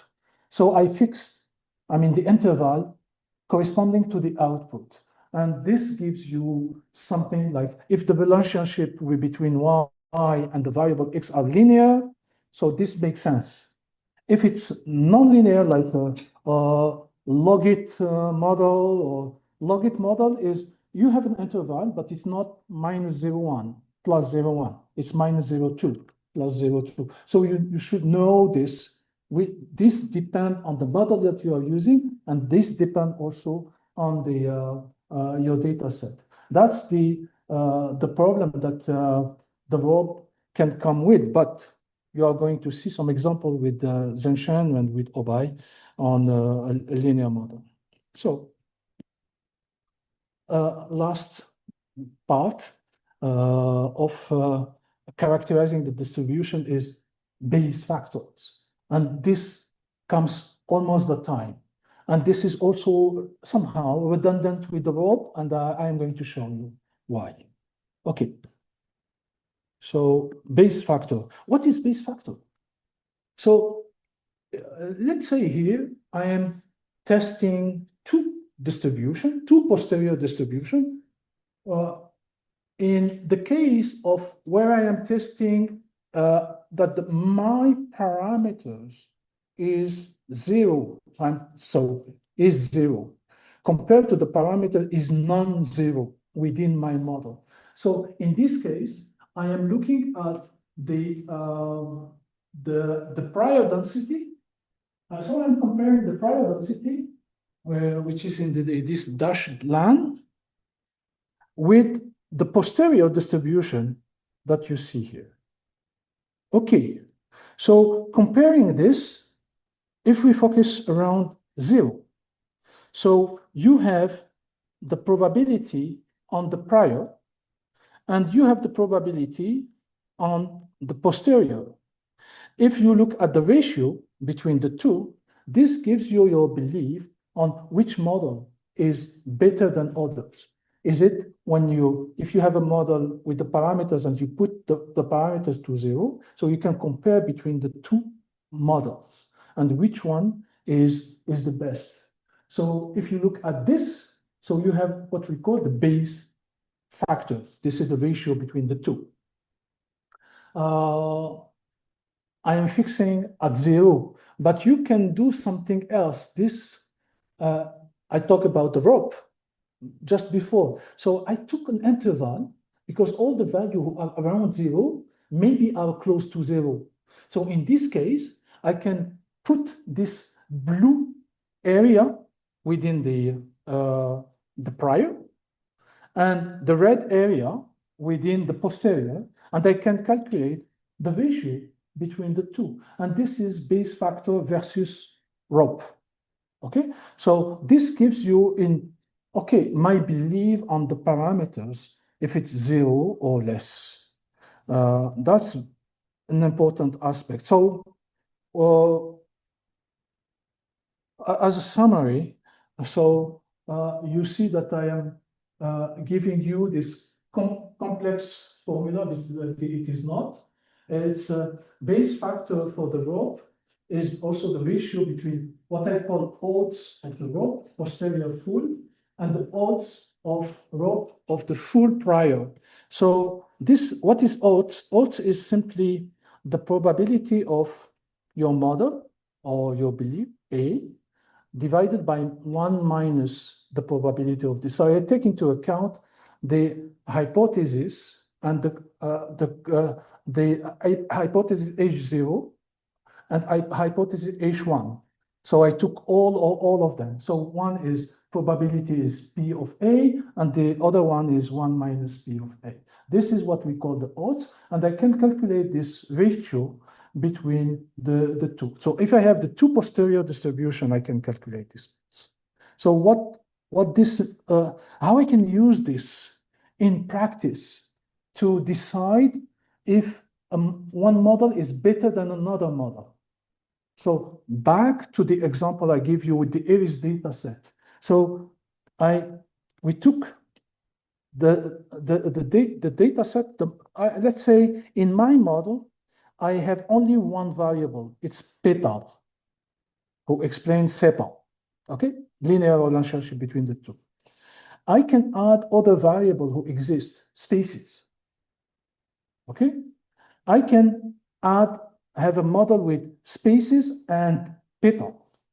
I can have a model who integrate this interaction between spaces and petal, okay? And I can simply say that no effect for any variable. I have simply the mean, the intercept.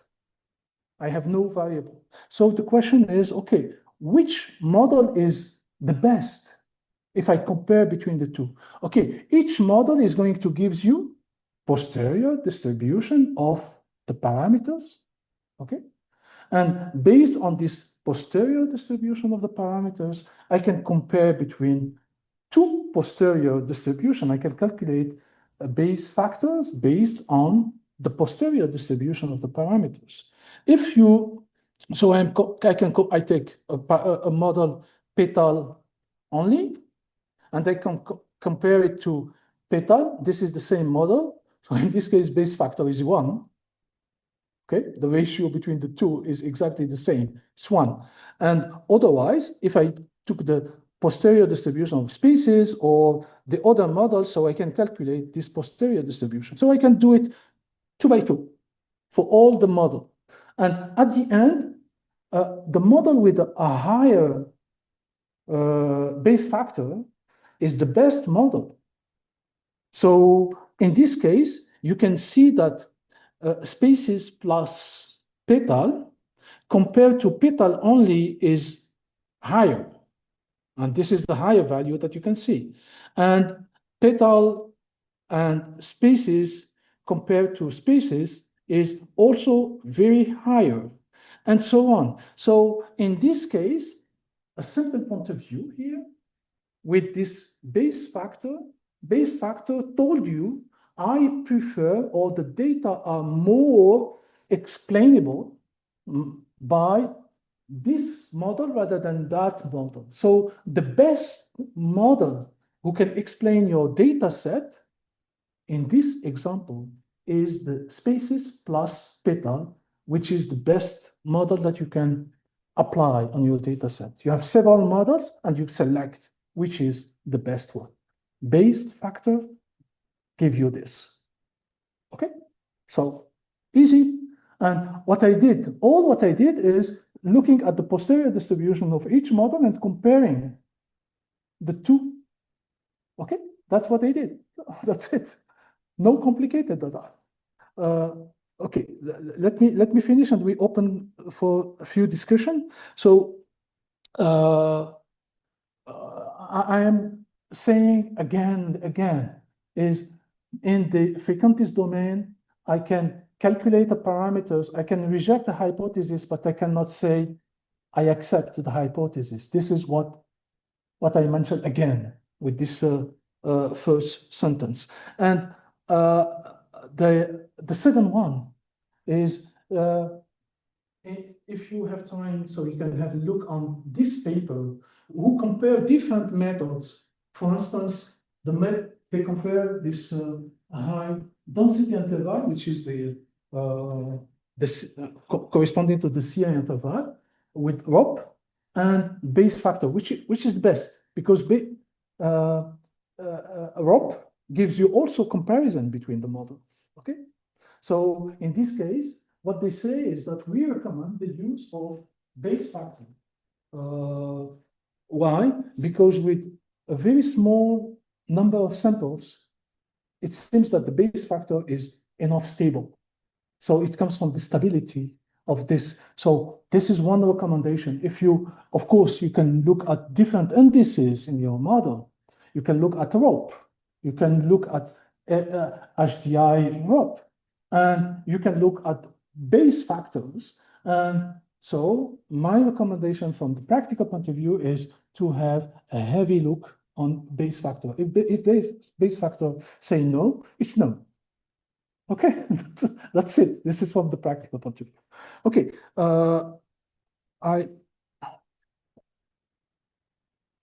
okay, give me 3 minutes, please, and I stop. So now you see that I am doing comparison between what is the best model. So I took one model and I compare it to the other model. Because I have 5 models, so I can compare them 2 by 2.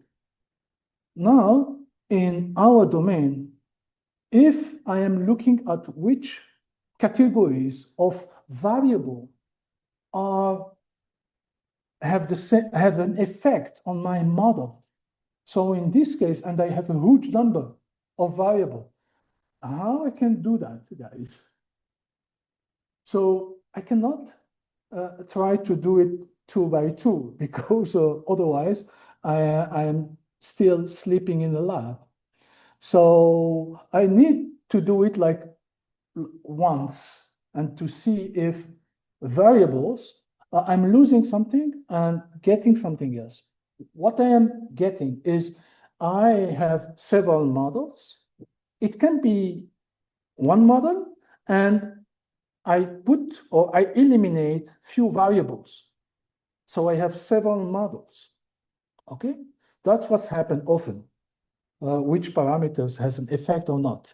So if I have different model and I have variables that I can include in the model or exclude from the model, so I can compare the whole models once. It's a kind of having a posterior distribution for the whole models, having the prior for the whole models, okay? And getting some statistics who say, oh, adding the variable X gives you some information, and I can decide is, what I can decide is with X or without X, the model that I have in average model, average of the models is significant or not significant. If you exclude some explainable variables, this is something that is fine. So we can exclude them from your experiment, and you do it once rather than comparing 2 by 2, which is a little bit huge and difficult. So one way to do this kind of statistics is this Bayesian model averaging, but there are a few new technique who comes like a kind of bootstrapping this kind of statistics, but I am not talking about this. It's like a little bit more. It's not so complicated, but anyway, I'm not introducing this. I give you some idea about how we can compare between different models if I exclude or include different variables. So the challenge is, okay, how we can do it? Again, we can come back to the Bayesian factors. Can we have a Bayesian factor for averaging, distribution, and the response is yes. So how it works? So for each model you have a prior for each model, and you have a posterior for each model. You agree? I have a model, I have the prior, and I have the posterior for this model regarding the data set. So the data set can include X or exclude X. Okay, this is the concept. Okay, now if I have posteriors and I have priors, can I add the posteriors together? Yes, I can. It's distribution. So it's an average of distribution. Makes sense. Okay, can I add the prior? Yes, I can add the prior. So let's do it in two cases. One where the posterior exclude X, and when the posterior include X. I have two posteriors, I can average them. I average all the posteriors excluding X, all the posterior including X, all the prior excluding X, and all the prior adding X. In this case, I can come with a ratio between this posterior of including divided by prior including by and divided by posterior excluding and prior excluding, and this gives me something close to Bayes factors, who, if it's greater than 1, so we exclude. If less than 1, it means that variable X are needed to explain your model. So I just show you an example.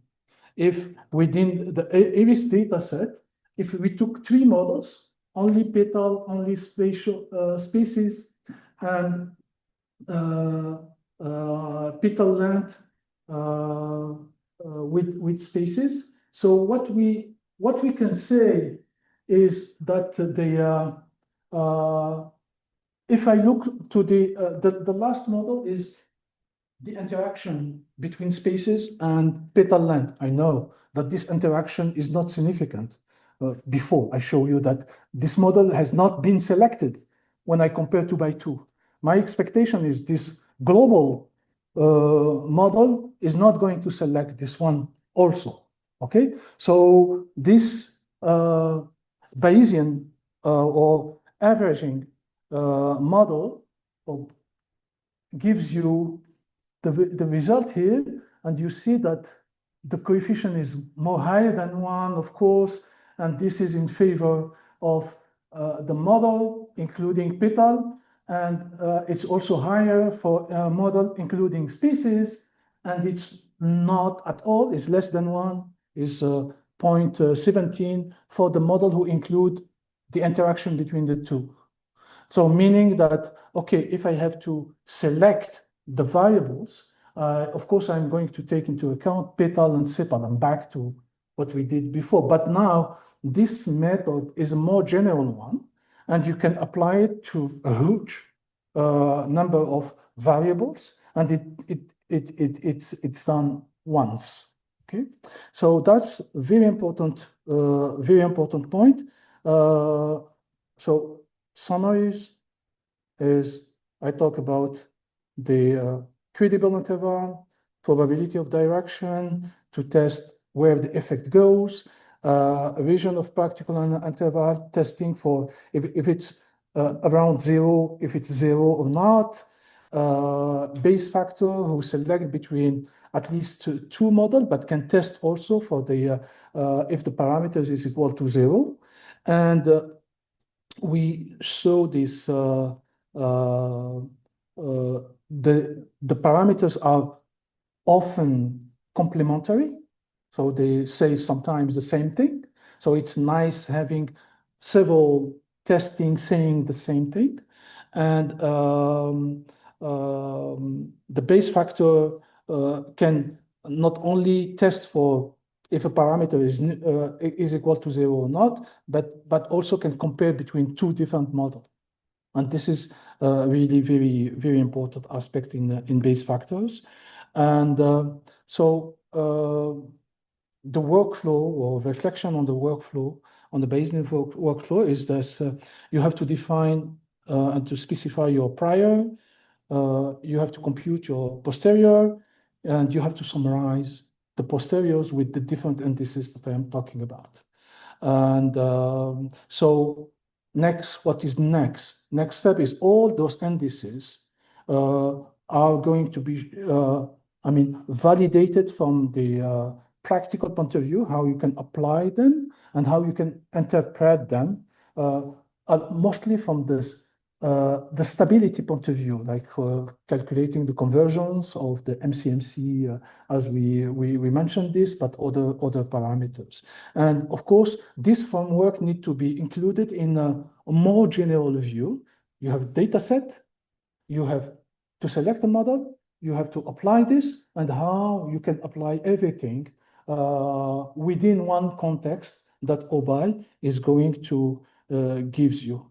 So I finish with this. I found that it's a joke. It's a joke because David,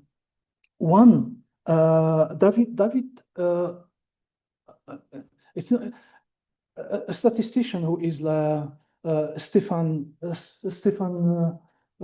Stigler.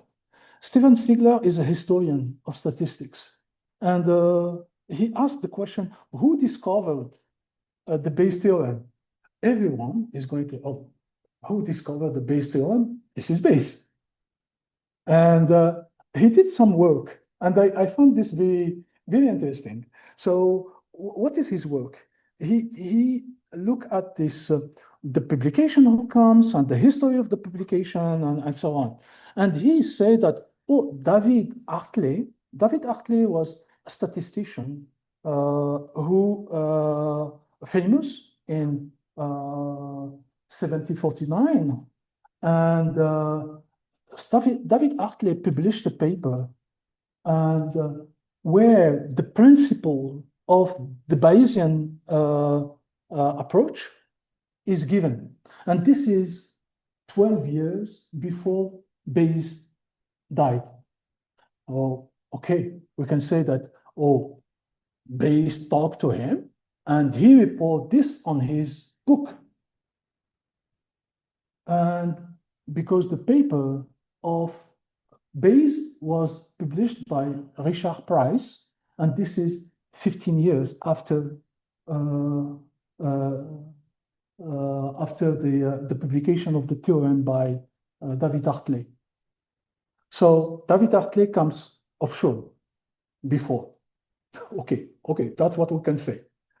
Second is he looked at who are the friends of David Hartley, and he found that the friend of David Hartley, what David Hartley says in his book, he said that an ingenious guy, a friend of mine, give me this principle. It's not mine. It's this friend who gives me the principle, and this is the Bayes theorem. Okay, he gave me this principle. So okay, that's fine. And but he tried to understood. Okay, maybe this is not coming from Bayes. And why he said that?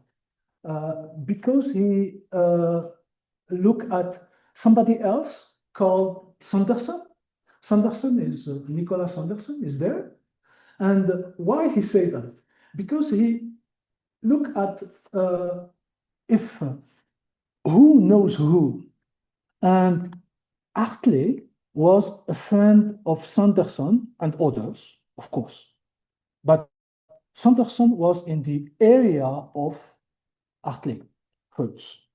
So he said that, oh, is there any relationship with Bayes? Bayes doesn't know Hartley. So he said that, oh, the probability that Sanderson gave this information to Hartley is 3/4. And Bayes is 1/4 because he did not know him. Second is Sanderson is related to Demoivre.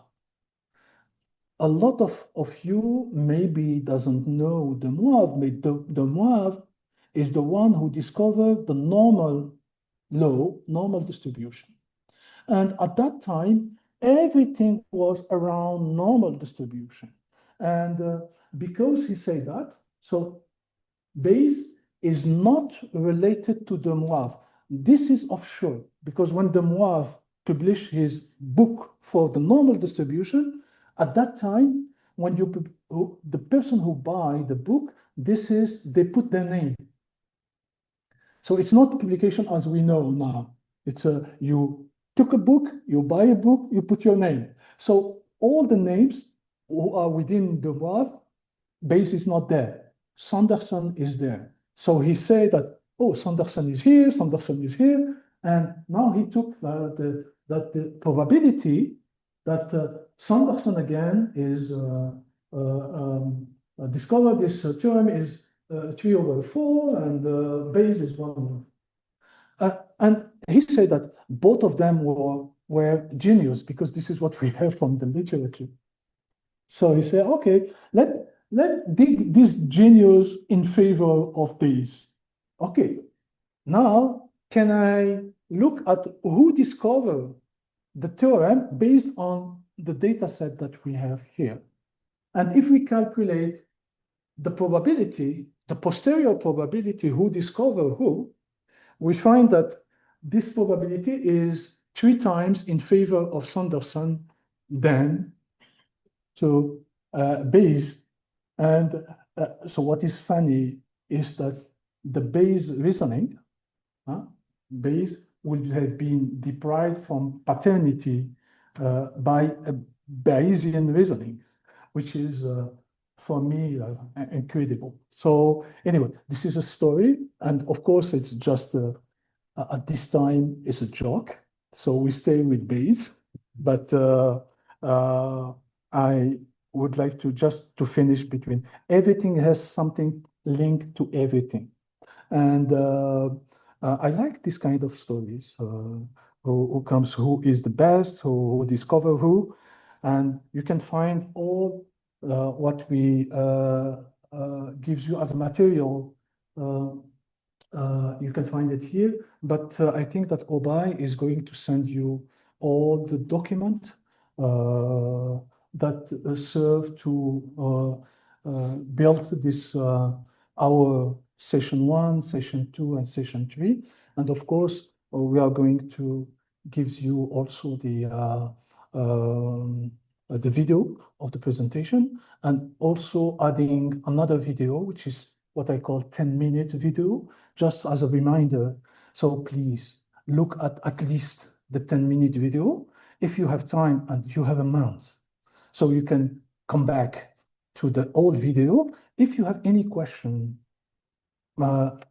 this series is sharing information. So back to us. And if you don't understand some notion, or you want to go more deeply on some notion, so we can also share this information with you. Okay, so I'm going to stop here. I think that I'm more than 2 hours lectures. Yes, I'm sorry for that. Okay, thank you.